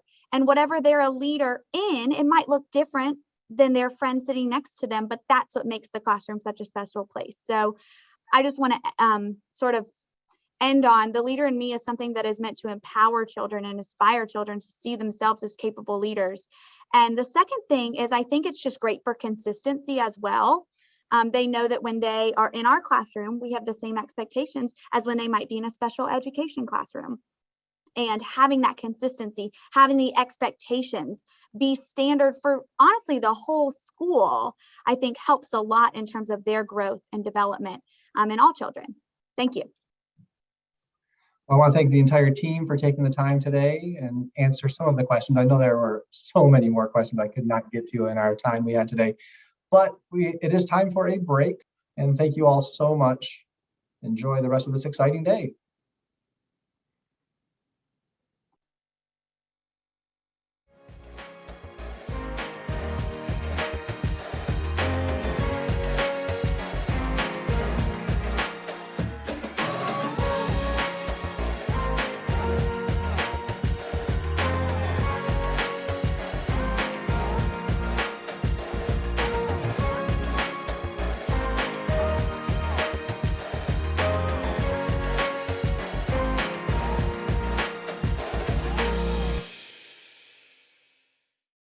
My dad believes that he isn't the product of his environment, but the environment is the product of his decisions. I, Bhavan Bhavshar, believe that leadership is a skill that everybody can learn. My school introduced me 7 habits that made me think like my dad. I am a leader too. Every morning, I choose my mood and actions by practicing new positive affirmation. Because I know my destination. Because I can dream and set my goal. Because I keep a list of my important things that I can prioritize. Because for my winning, it is not needed for you to lose. Because I can wait to listen, think, and then respond. Because I know together is better. And sometimes I just want to stop and rest and feel the balance. And of course, balance feels better because I know there is a leader in me. Welcome back, everybody. Thank you so very much for staying with us for the past 2 hours. But I'm going to ask you to stay for 1 more hour because some of the best is yet to come. As we transition to the last hour of our morning with you, we want to begin with a message and song. And I would like to give you the backstory of what you're about to see. This year, we experienced something quite tragic. We lost one of our 5th grade students due to a horrific bicycle accident. How our students coped with their grief was to compose a song in their classmate Xavier's memory. So you are going to see a collaborative effort that was perhaps one of my most favorite memories in all of my 43 years in education of witnessing firsthand what can happen when you turn something over to children and you witness how they proactively deal with something that is so horrific for them. And then you look at someone halfway around the world from the Netherlands collaborating with our students. So the moment that the lyrics were written, Matthias Koenig started to compose the music. And my friends, these children are under the age of 13 years old. So with the leadership of Marcel Koenig and also of our own amazing vocal music teacher, Miss Vojtovich, our students are going to present in their debut performance the song Lead, Love, and Learn.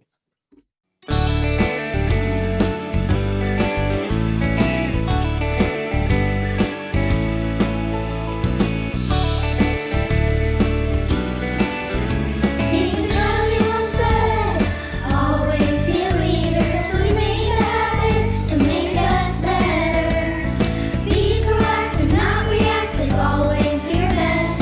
Big rocks first, do your share.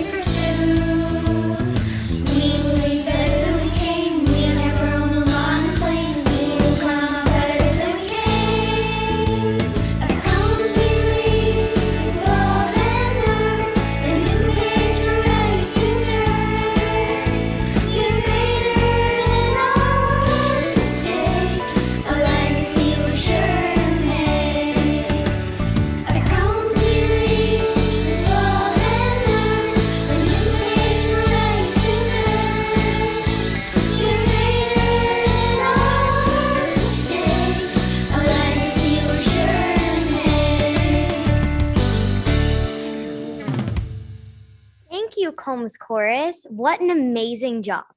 The song lyrics that you just heard were written by our very own Combs students, and the music composed by a special friend, all the way from Amsterdam, Matthias Koning.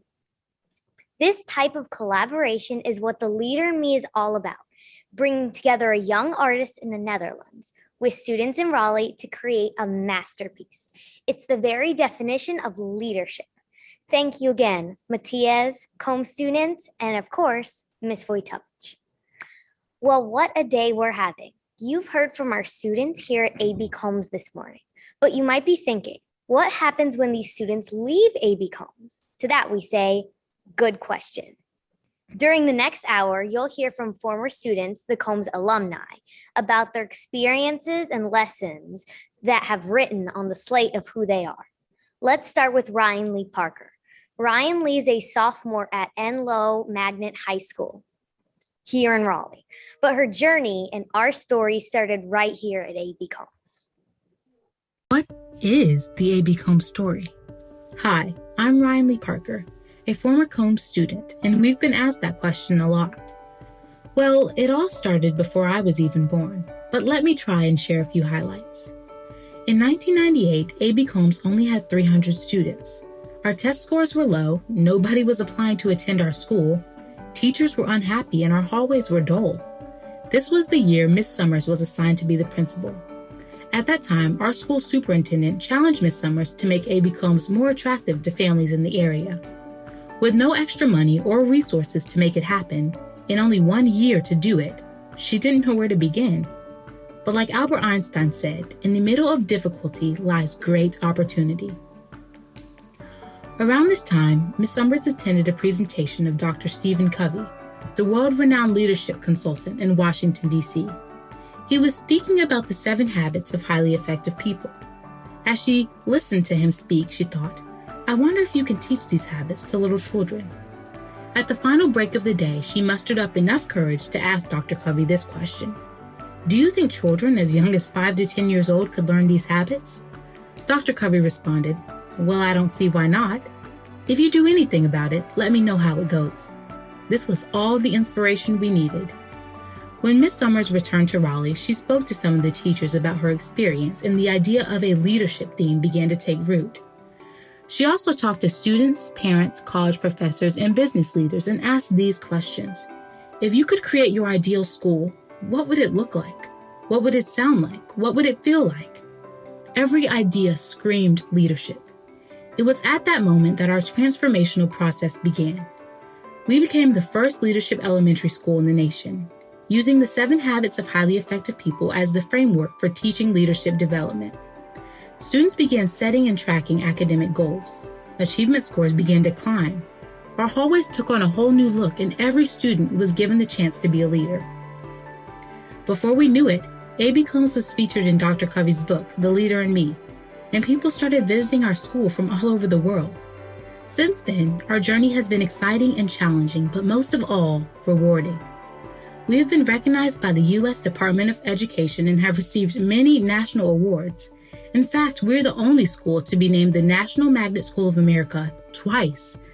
As great as it is to be recognized, the best award of all is being part of a school where we are loved, where our ideas matter, and where we are celebrated for who we are and what we believe. So this is a glimpse of our story, and we're not even close to an ending. In fact, our story isn't really a story after all, is it? It's more like a chapter in a powerful tale with unlimited potential. As you share what you have seen and experienced today, think about the stories, our chapter, your chapter, and the chapters that will be written far into the future. Because what I know about this Leader in Me story is that it's far from finished. We are lucky to have started the narrative, but our challenge to you is to pick up a pen. Be a part of the story. Join us in leading children as they learn that their ideas have power and that their words can forever change the world. Thank you.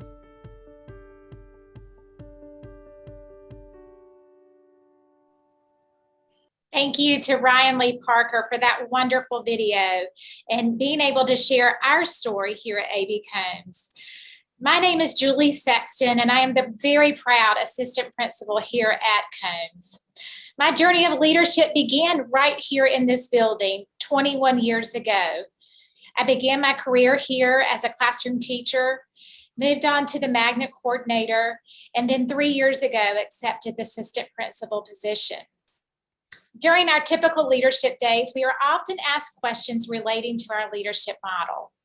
We have compiled questions from participants asked this morning, as well as questions some of you were asked when you registered for our leadership day. This morning, I would love to welcome back Sean Covey and Ms. Summers as we try to answer some of the most commonly asked questions about our work. What a remarkable day and what incredible students and teachers. So I have some great questions for you and lots of them, but let me start with this question. It was mentioned in the teacher panel and with the students, goal setting. Goal setting is a big part of what you do at A.B. Combs. I know that you set goals as a school, the classroom level, at the student level. Students carry around a leadership notebook where they keep track of their goals. It's the first thing when I visited A.B. Combs that really stood out to me is how everyone was in control of their own education because of these goals that they set. How has goal setting played a role during this pandemic in particular? Hey, Julie, do you want to start off? Thank you. I think goal setting and the 4DX model is part of our foundation and who we are. We believe children are empowered to be a part of their academic progress. It shouldn't be a hidden secret from students how they are currently performing. They need to know where they currently stand, where their successes are, and where there are opportunities for growth. Our teachers also have classroom scoreboards that align to students' individual goals. And then we have school-wide scoreboards as well to track the progress as a school. We really believe in that cascading goal effect. So students see how their goals contribute to the classroom goal and how classroom goals contribute to the school-wide goal as well. And, to add to that, one of the things, Sean, that you mentioned, how have we been tracking progress during the pandemic? We have been laser focused on student engagement. And that was our number one goal for this year. Are our students showing up? And if they're showing up, how engaged they are. And that was critically important, especially when we were all virtual for the majority of the year. Now that we have students back face to face, we're tracking differently, but we're still very focused on tracking student engagement for our virtual students, because we know how engaged they are often has a direct correlation with their academic performance. Yeah, wonderful. Thank you. So tell me about one of the things that we hear a lot from teachers and schools is learning loss. Everyone's concerned about, what's going to happen? Is this really going to impact children? Some students have lost, a year of learning, some less than that. But how have you addressed learning loss? And what do you think, what is your approach going forward to learning loss? Well, Sean, I feel very strongly about this topic because, and one of the reasons that this staff is so grateful for the work of the Leader in Me, because we are deeply rooted in these habits, which also address the social emotional learning well-being of our students. And for goodness sakes, CASEL has endorsed the Leader in Me as that. So I absolutely believe that we as educators have to address the social emotional learning needs of our students and our staff first. And when we tackle that, and for us, Julie will tell you, I wept in our school cafeteria the first, I guess it was the third day that we brought children back into the building. And I wept because they're all in masks. They're sitting facing in one direction, and they have to be completely quiet. And we thought, We still had to follow the protocols, but we went to the children. We said, how can we make this better for you? And they said, get Mr. Broniak, who is our technology person, to play some music in the cafeteria. That'll make it better. Then we asked the children, okay, so what else can we do? And they said, let's have a picnic on the school grounds. Then the next thing they said, we want to wear our pajamas to school every day, or school on Friday. And I thought, my goodness, you've been wearing them for a whole year. Why you want to wear them to school? But they wanted to wear them to school. So we let that happen. But you see, the magic in the habits is that we released whatever control to go to the people that matter most to us, and that's our students. Giving them a voice, bringing back a sense of normalcy as much as we possibly can, loving them, talking with them, reconnecting with them. Hear me when I say, if you had walked in this school 5 weeks ago, you would not have recognized it. And we had to stop and say, okay, we know we got end of grade coming up, and we know it's right around the corner, but we are never going to make up for lost time till we have reconnected with our students first. And they know that they are loved, heard, that they belong, and that they're seen, and that they play a role. That's how we're going to address learning loss. We're going to pivot to our core content. And then we're going to love these children through and our teachers through, because we can't go back. We've been in this a year. We've got to give ourselves a little bit of time, grace, and permission. And when we do, we're going to close that learning loss gap like nothing you have ever seen. But we're going to make a big mistake if our focus in August and September is all about that before we reconnect with all of our children. Thank you for letting me get on my soapbox about that. But that's what's going to happen. And you know, Sean and Julie knows this, as well as our entire staff.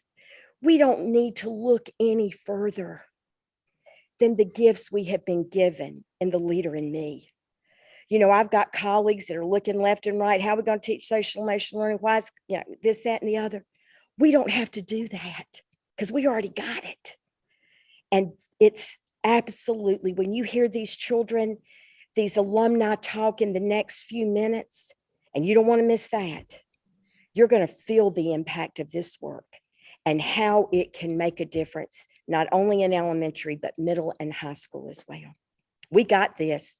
And thank you for giving us that gift. Absolutely. Yeah. Wow. This has been a hard year for everyone in so many ways. And there's also, like always, silver linings to these dark clouds, right? And I think about the fact that we're having this leadership day with thousands of people on it from around the world. This never would have happened without COVID, right? So sometimes good things come out of hard times. And what silver linings do you see when you think about the future? And we all think about, you know, what we can learn and take away from what we've been through.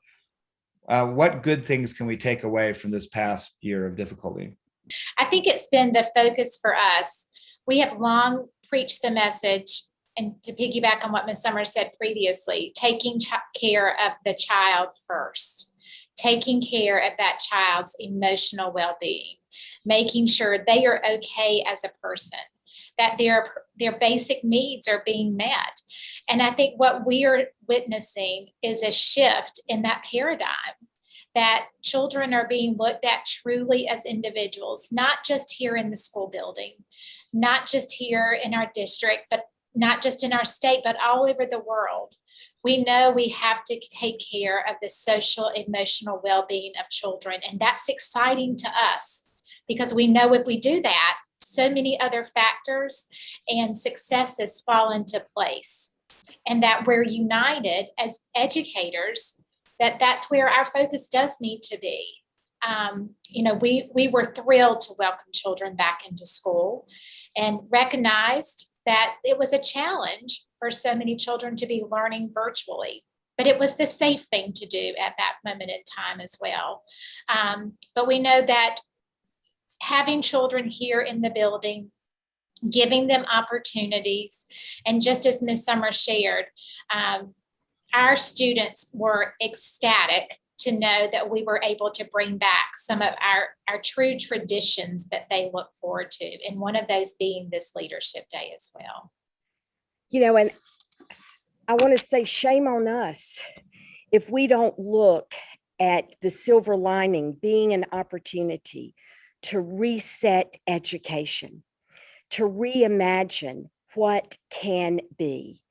There's no way we can go back to the way we did business prior to March of last year. There's just no way.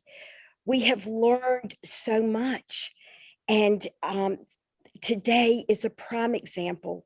And Sean, I do want to thank you and your educational team for having the vision that let's just try it. Let's try this. Let's see if we can pull off a global leadership day, because that was the impetus to say nothing will ever, ever be the same again, nor should it. So we seized the moment to come together collectively. And there's a movement happening. I have felt it all day long. And when we look at the chats that are coming in your remarks, absolutely, we're going to start connecting school to school, not only within our state or within our country, but within our world. And you talk about the opportunity, as our children have said this morning, which is so important to them: peace, love, empathy, belonging. That's the world that they want to see. And that's the opportunity that is in our hands right now. So everybody, let's seize the moment and let's make it happen. Yeah, and you've been doing this now, this leadership model, longer than anybody. How do you keep it fresh for teachers, for the students, for the families? Because sometimes, new things start and then they go really well for a year or two, and then it kind of fades. And you have kept it strong and even gotten stronger through the years. How have you done that for all the stakeholders? Sean, we've never left it. All of us know about that diagram with the eras. I think it was Edwards Deming's diagram of random acts of improvement. That's still swirling all around us because of state mandates and perhaps district mandates. But we've stayed true to our core. And we infuse this, not in a daily lesson or a set time on a certain day of the week. And that may be how it has to happen in some schools. And we absolutely respect and honor that. But why this is always so fresh for us is because it is woven into everything that we do. I wish we could have had a camera on all the excitement that was going on as children were helping us lead and serve. And it's not, little Lucy this morning in her speech, she told us, as she was writing her little speech, or at least dictating her speech, she'd already learned about being proactive. She was tired of saying, stop, think, and do the right thing. There was more to being proactive than that. And then that's when we started to do a deeper dive. And you see, elementary school is all about learning the habits, in my opinion. Middle school is about applying the habits. And high school is children in action modeling the habits. So much so that you don't need to say, be proactive, because you're watching a student in action doing exactly that. I long for the day that internships are a vital part of the curriculum for high school students, so that they get this real world, authentic opportunity to lead and to serve in the area that is of most interest to them while still learning. That's exciting to me, to transform education so that our children model it every single day. That's how you keep it fresh and you make it your main thing. No little side item, the entree, the main dish, and you never go away from that. We realized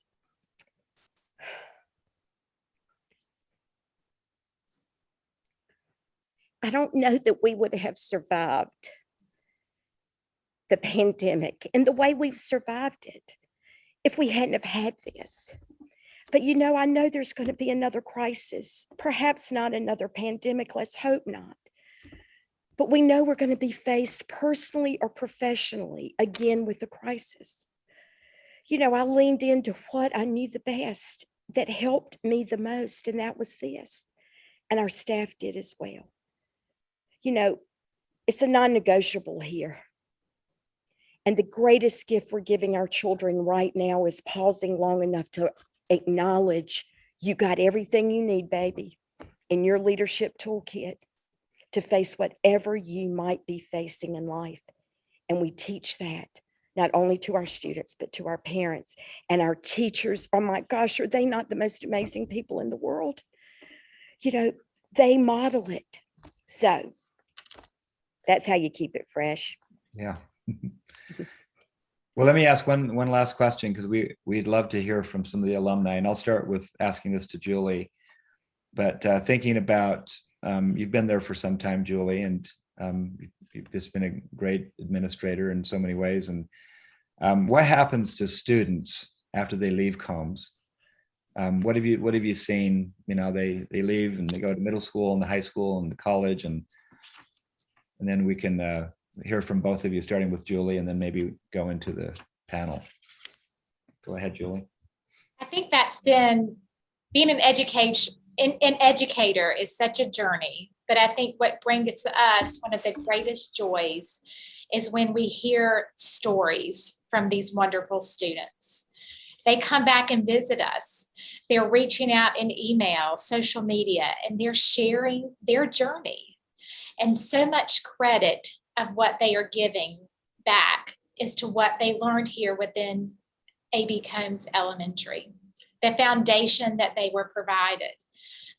It excites us when we hear our students go to so many different other schools within our district, just the way our district is designed. But the common feedback that we get from teachers in middle school and high school is we can tell that that student was a student at A.B. Combs. They stand out. They're confident. They're compassionate. They're articulate. They're mannerly. They're studious. They're engaged. They have the zest for learning and the zest to make a difference.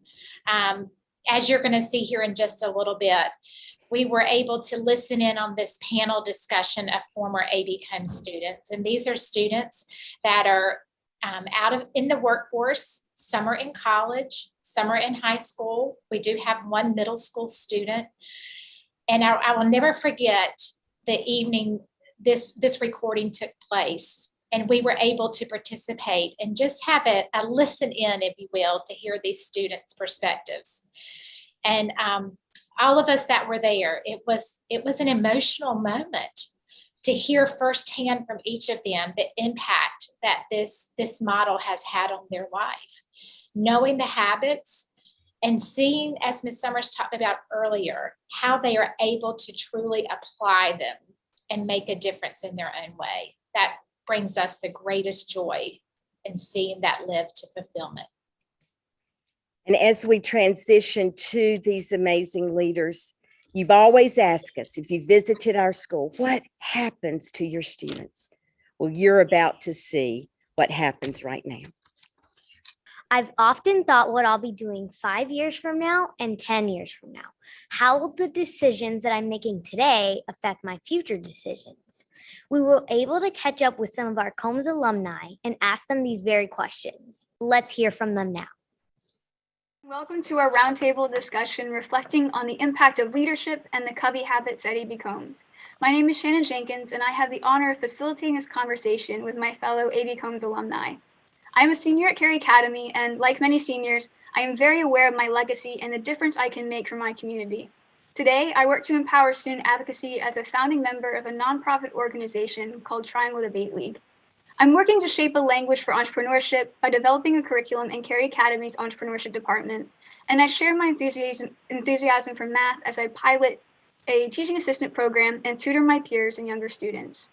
I am inspired to help students find their voice, collaborate effectively, and achieve academic excellence because I wish everyone could experience the empowerment I received at A.B. Combs.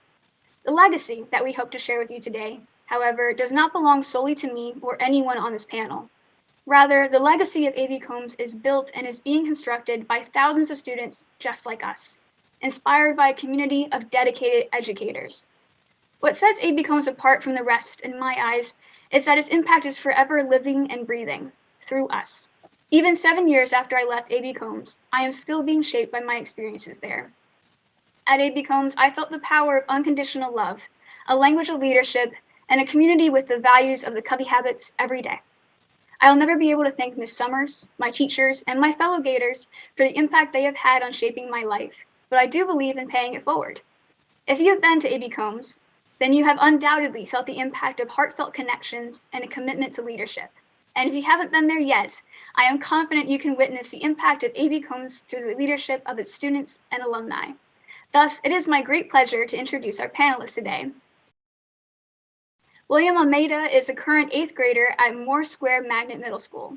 He graduated A.B. Combs in 2018 after developing his leadership from kindergarten through 5th grade. His favorite subject is math, and he will continue his legacy of leadership as he continues to Enloe High School in the fall. Raven Hayward is a current junior at Enloe High School and a leader to a presidential caliber. Beginning at Combs, she served as student body president in 2015. When she continued to Ligon Middle School, she again served as student body president and started the first middle school food pantry in North Carolina. Today, Raven is an equity team ambassador, executive board member on Enloe Student Council, and a co-captain of her varsity cheer team. Ethan Williamson is a junior at James River High School in Midlothian, Virginia. Through his years at A.B. Combs, he became an outspoken advocate for leadership as a part of Combs' student leaders team, exemplified through his participation in the Leader in Me Global Education Summit in 2010. Today, Ethan is captain of his school's nationally ranked marksmanship team and looks forward to expanding his leadership skills at Boise State this summer. Mackenzie Talfair is a junior at Enloe Magnet High School. Her leadership is epitomized by her involvement with her community. Beginning at A.B. Combs with Golden Gators, Combs Chorus, First in Fitness, and the Drama Club, Mackenzie's enthusiasm always shines through. At Carnegie Middle School, she found her passion in volleyball and today is a leader on and off the court. Mimi Watts is a freshman at American University, studying economics, mathematics, and Spanish. Her passion for leadership, service, and athletics shone through at A.B. Combs as student body president and has continued today as she earned her Gold Award in Girl Scouts and graduated Enloe High School summa cum laude with All-American status. Today, Mimi is a Division I athlete and volunteers weekly with the Grassroots Project, teaching health education to middle schoolers. Carlos Rodriguez graduated A.B. Combs in 2007. He is passionate about civic engagement and sustainability, and recently completed his master's degree in global affairs as part of the Schwarzman Scholars Program. Originally from Puerto Rico, Carlos has exhibited his leadership as an intern with United Nations Information Center, the U.S. Department of State, and the CTBTO. Nadella Najai is a 2007 graduate of A.B. Combs. She's felt and embodied the impact of leadership and the Covey habits as she studied at and graduated with a degree in psychology from NC State in 2018 and a bachelor's in nursing from Emory University in 2019. Just as A.B. Combs seeks to inspire leadership one child at a time, Nadella's impact today is exemplified one child at a time as a pediatric nurse at Duke. Start us off with how you define leadership and how A.B. Combs and the 7 Habits help influence and shape this decision for you. So my personal definition of leadership in leaders is someone who leads by example and listens to other people. And I think that this is so important to leaders and leadership because listening and leading by example are 2 of the main qualities that I look for in a leader. And that's something that I try to be as I become a leader in my life.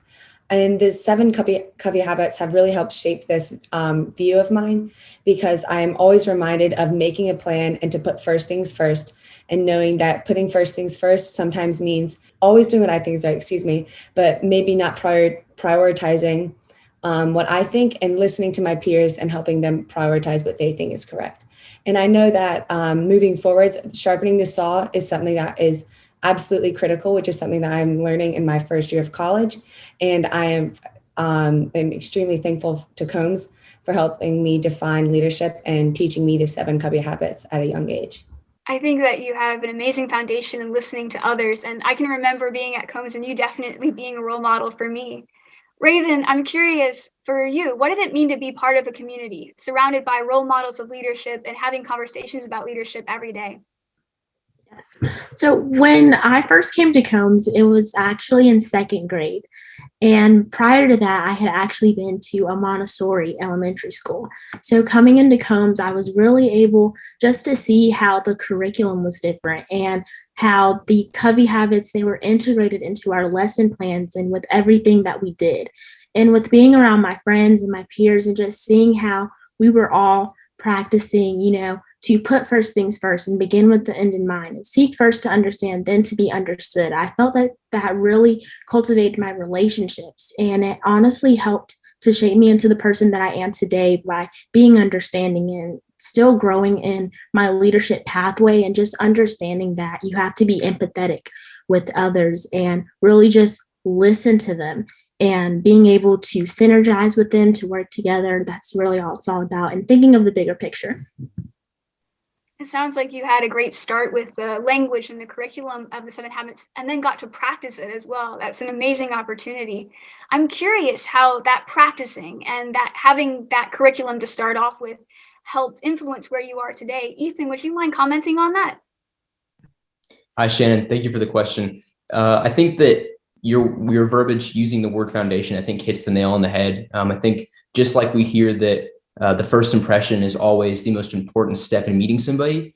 Having a great first impression coming in as a 5th grader, as a kindergartner into education is extremely important. And Combs hits that out of the park every single time. I only have fond memories of Combs, and I think one of the big key things that was impressed upon me as a kindergartner through 5th grader during my time at Combs was it was twofold. Like you said earlier, leading by example, and as well as how to deal with failure. That was something that I really struggled with as a elementary schooler and a middle schooler. And as I'm sure you'll hear from the other panelists tonight, the level of compassion that each of my teachers spent with me in order to stand by me and help me work through my failure and understand how to turn that into a motivation and a learning experience is a lesson that if I did not have today, I can guarantee with 100% certainty that I would not be able to achieve the things that I did if I did not know how to move on and accept and understand my missteps and move on from that.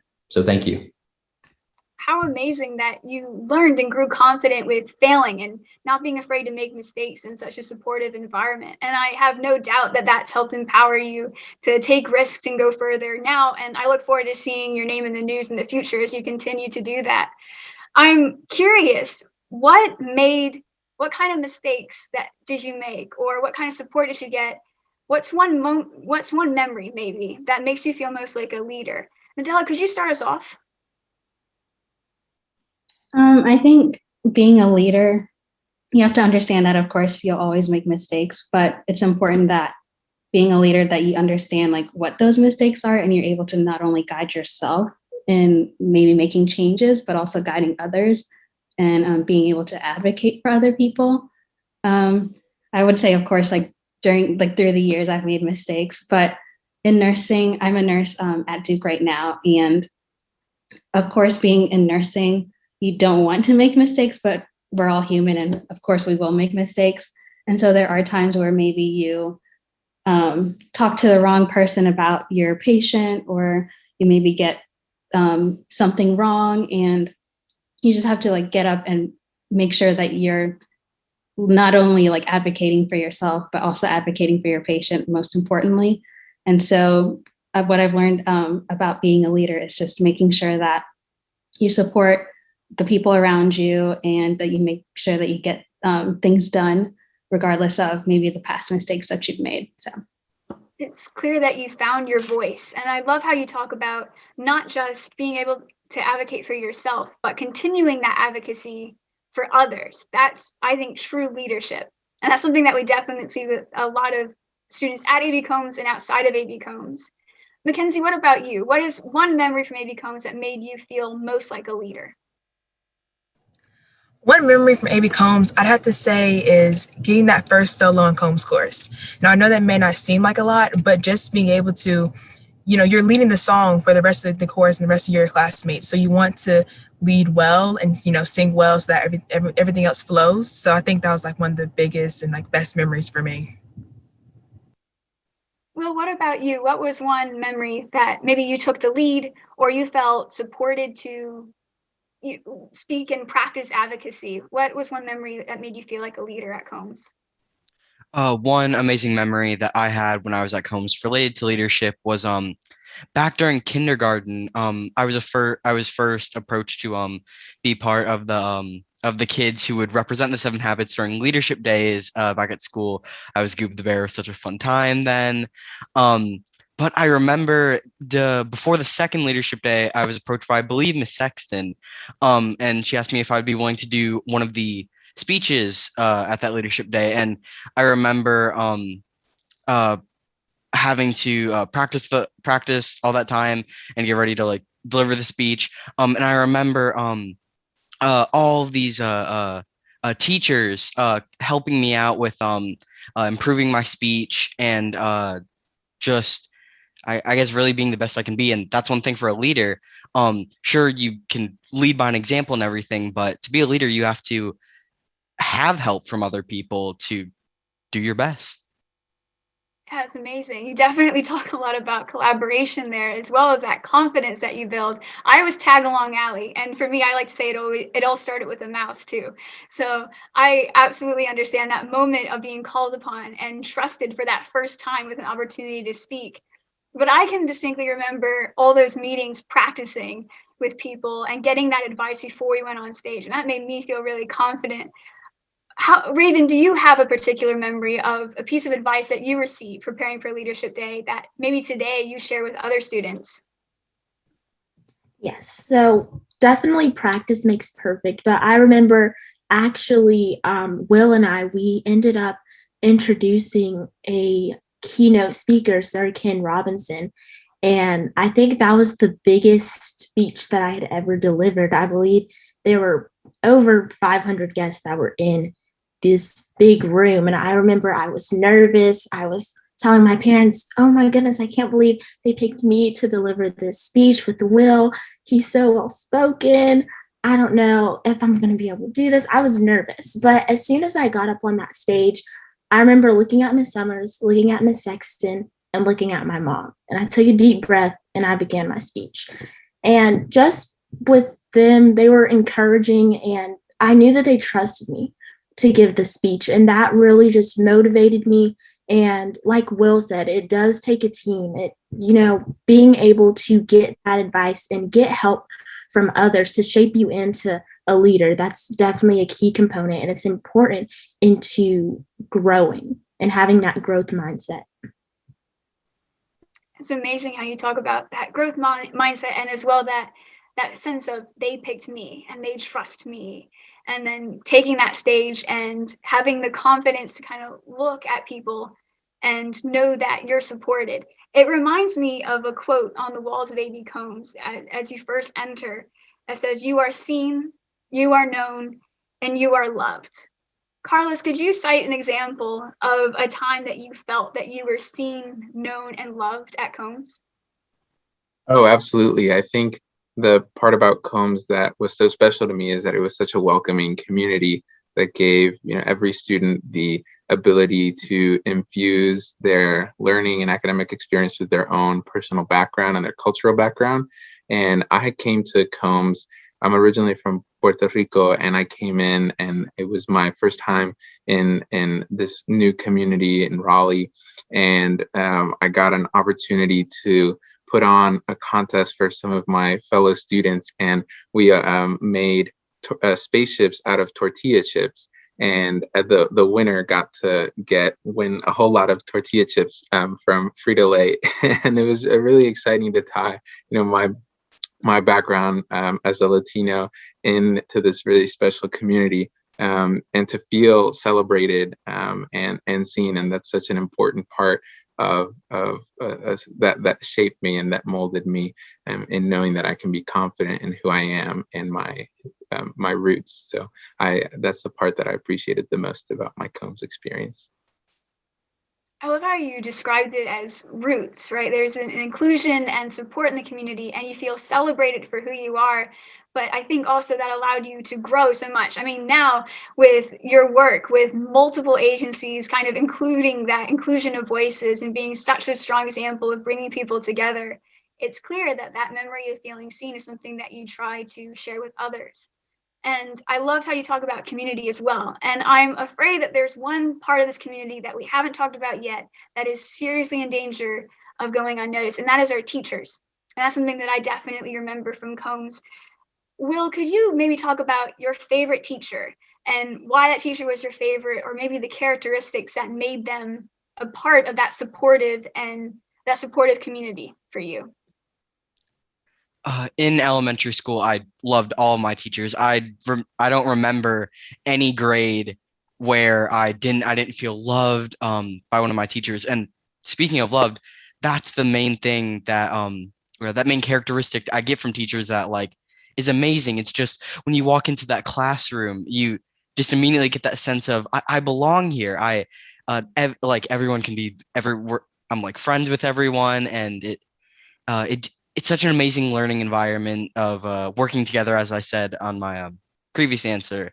But yeah, for teachers, the idea of making you feel loved is just such a deal breaker and is amazing.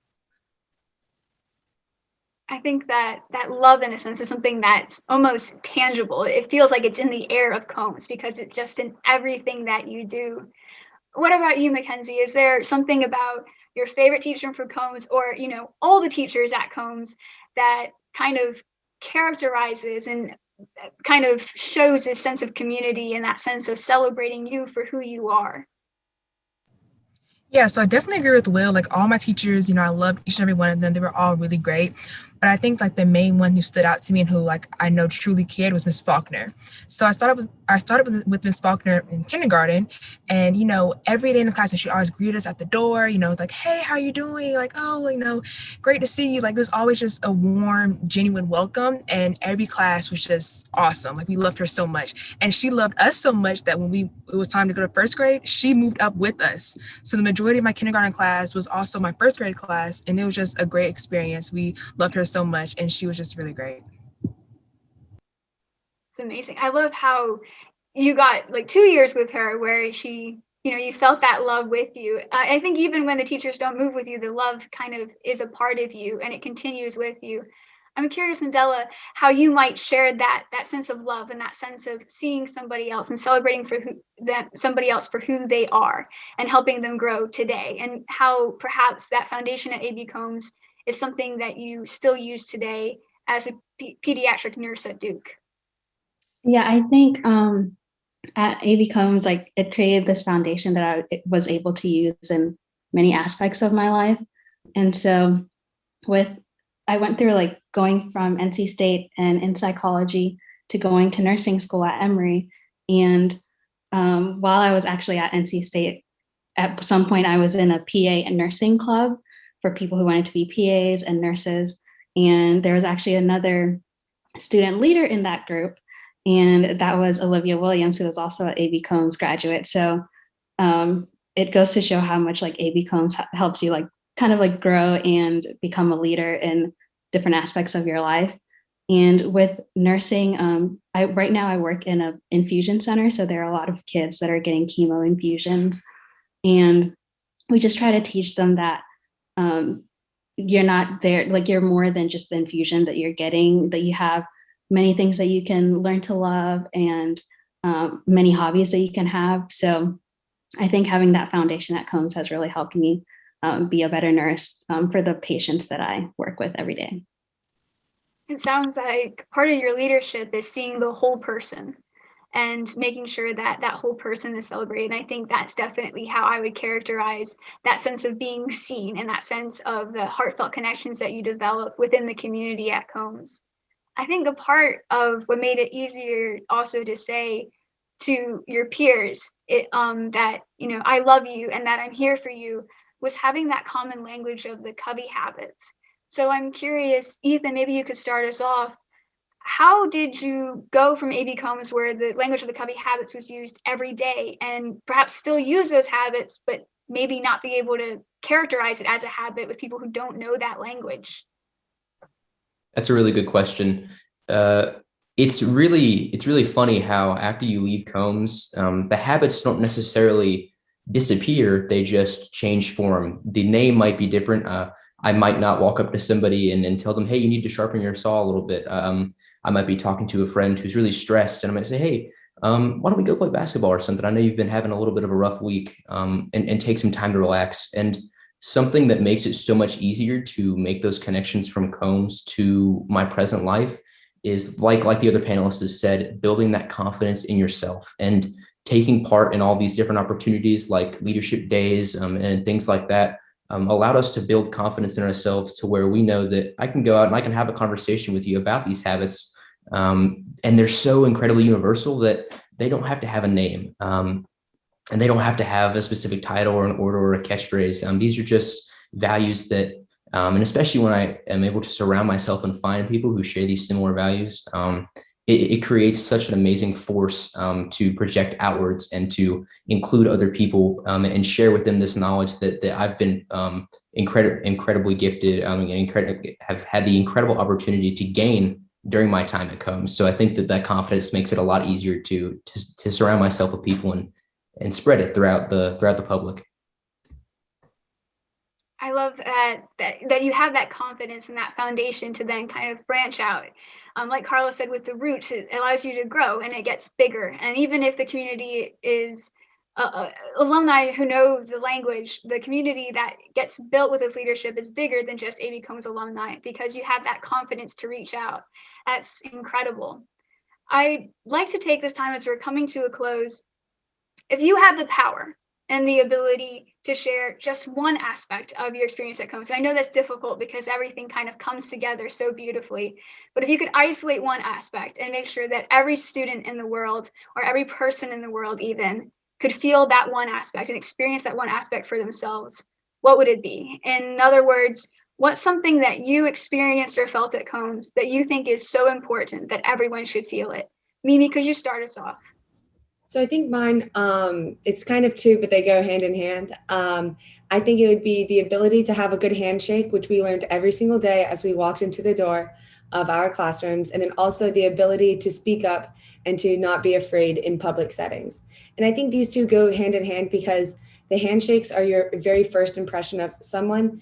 And then as you learn and you grow as a person, it's going to become what I've noticed is that it's very important to be able to speak up for yourself and then also speak up for others. So that is one thing that I'm extremely thankful for Combs teaching me, is the fact that that they taught me how to find my voice and how to not only find my voice, but hone my voice into who I want to be and to help me present myself as who I want to be and how I want to lead in the world. Thank you. Raven, what is the one thing that you would want everybody to experience that you felt at Combs? I would say really just to know that everyone is a leader. That's something that Miss Summers, she tells us, you are a leader. Even if that particular child doesn't necessarily feel that they are, Combs, with the habits, it really brings that out of them. Like Mimi said, they're able to find their passion or their niche or what they're passionate about. And that's really helped me because throughout my experience, my school experience, I've really grown to love equity work. And with diversity, equity, and inclusion in that field, I really feel that that's where I have found my voice and where I'm able to grow. And again, going back to the growth mindset and that extra degree that they talk about to the boiling point of water, just adding that extra degree and really being able to discover yourself, I feel that that's something that Combs really brought at me. Carlos, what would be that one thing that you would share with the world if you could?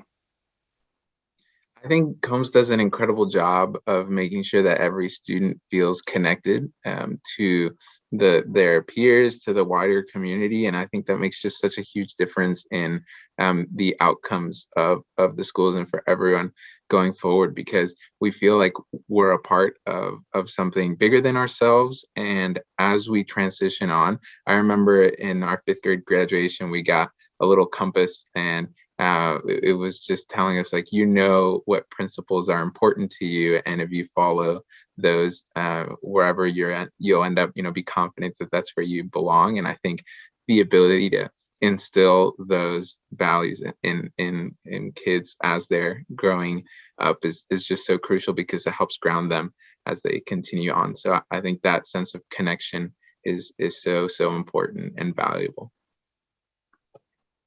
Well, what would be that one thing that you wish everybody could experience that you felt at Combs? This is kind of similar to Carlos's answer with the feeling of being together and all that. But for one such example is some of the events at Combs, for example, the Gator Gallop, with that sense of just kind of working together with your class to get as many laps as you can so you can eventually be the winner.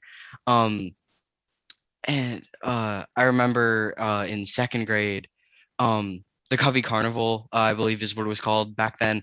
It might have changed, I'm not sure. But I remember working together with my class. My class was Miss Ivesters, and we were responsible for the lemonade stand. And I remember we had to work together to make some of it and to just sell to different people. And I remember it was such a good experience, just working together with everyone. And it was amazing.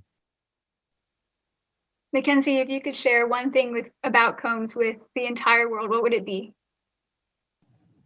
It would be that inclusion matters, and that all of us as individuals, we matter, okay? Because one thing that Combs really embodies is like making sure everyone feels included, everyone feels welcome, especially with the hall of flags from all over the world. Like, I really just love that, because walking down that hallway, you feel like you could go anywhere, you can do anything, or anybody from anywhere can also do anything and be whoever they want to be. So I just really think inclusion and that everyone matters and that we're all important is just something that I really would share with the whole world. That's beautiful. Nadella, what would be the one thing that you think is so important, everybody in the world needs to know it and needs to feel it?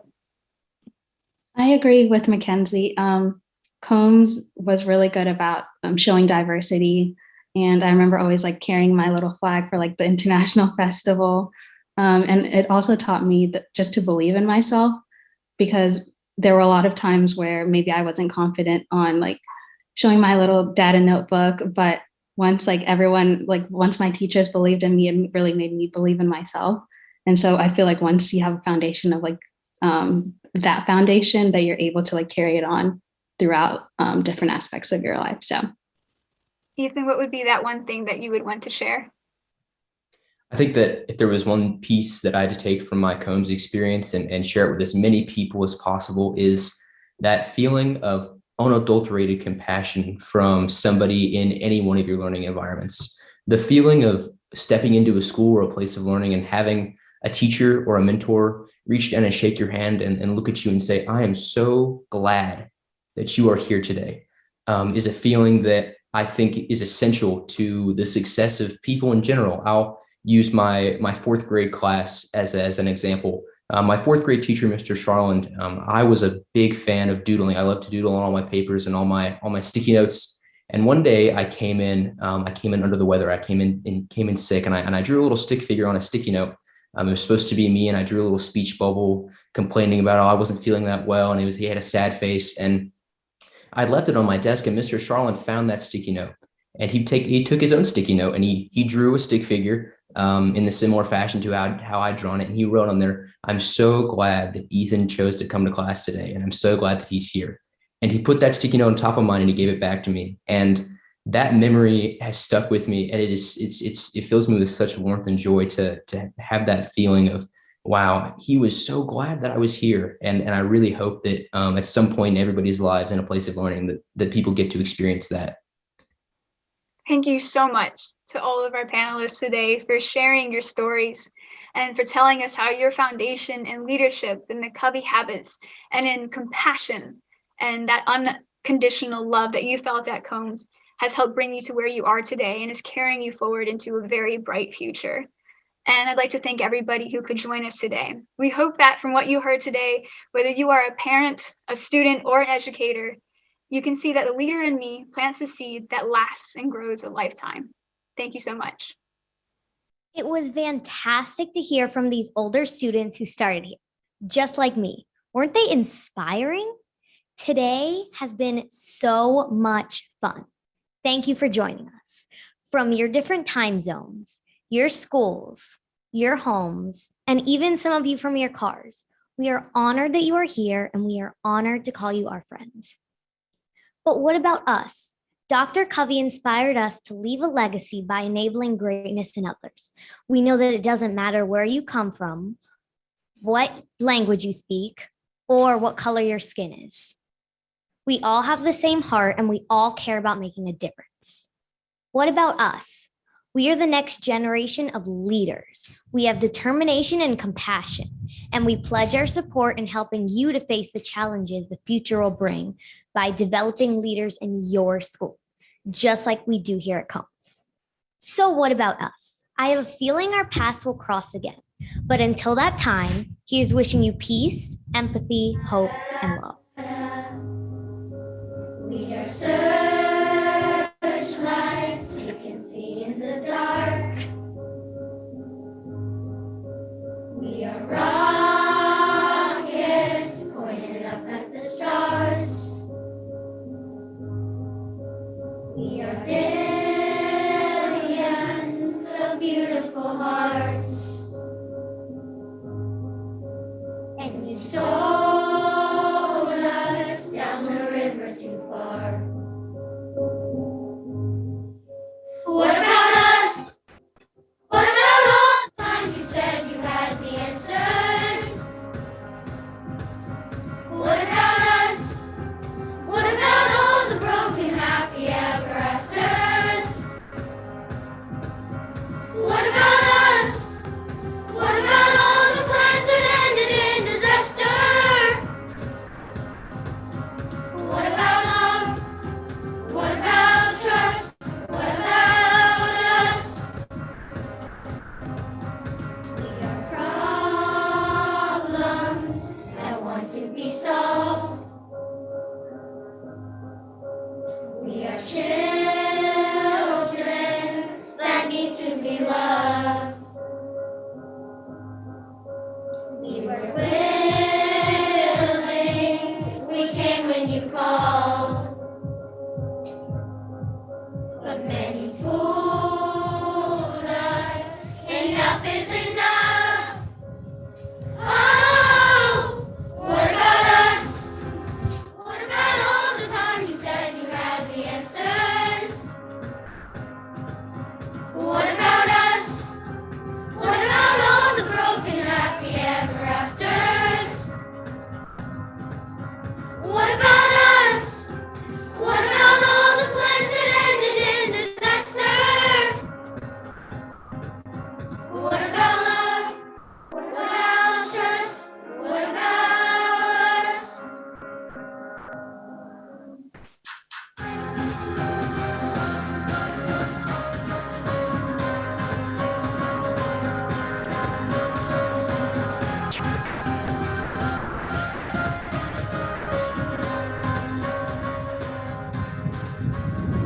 about us? What about all the plans that ended in disaster? What about love? What about trust? What about us? Sticks and stones they may break these bones, but then are you ready? I'll be ready. It's the start of us waking up. Come on, are you ready? I'll be ready.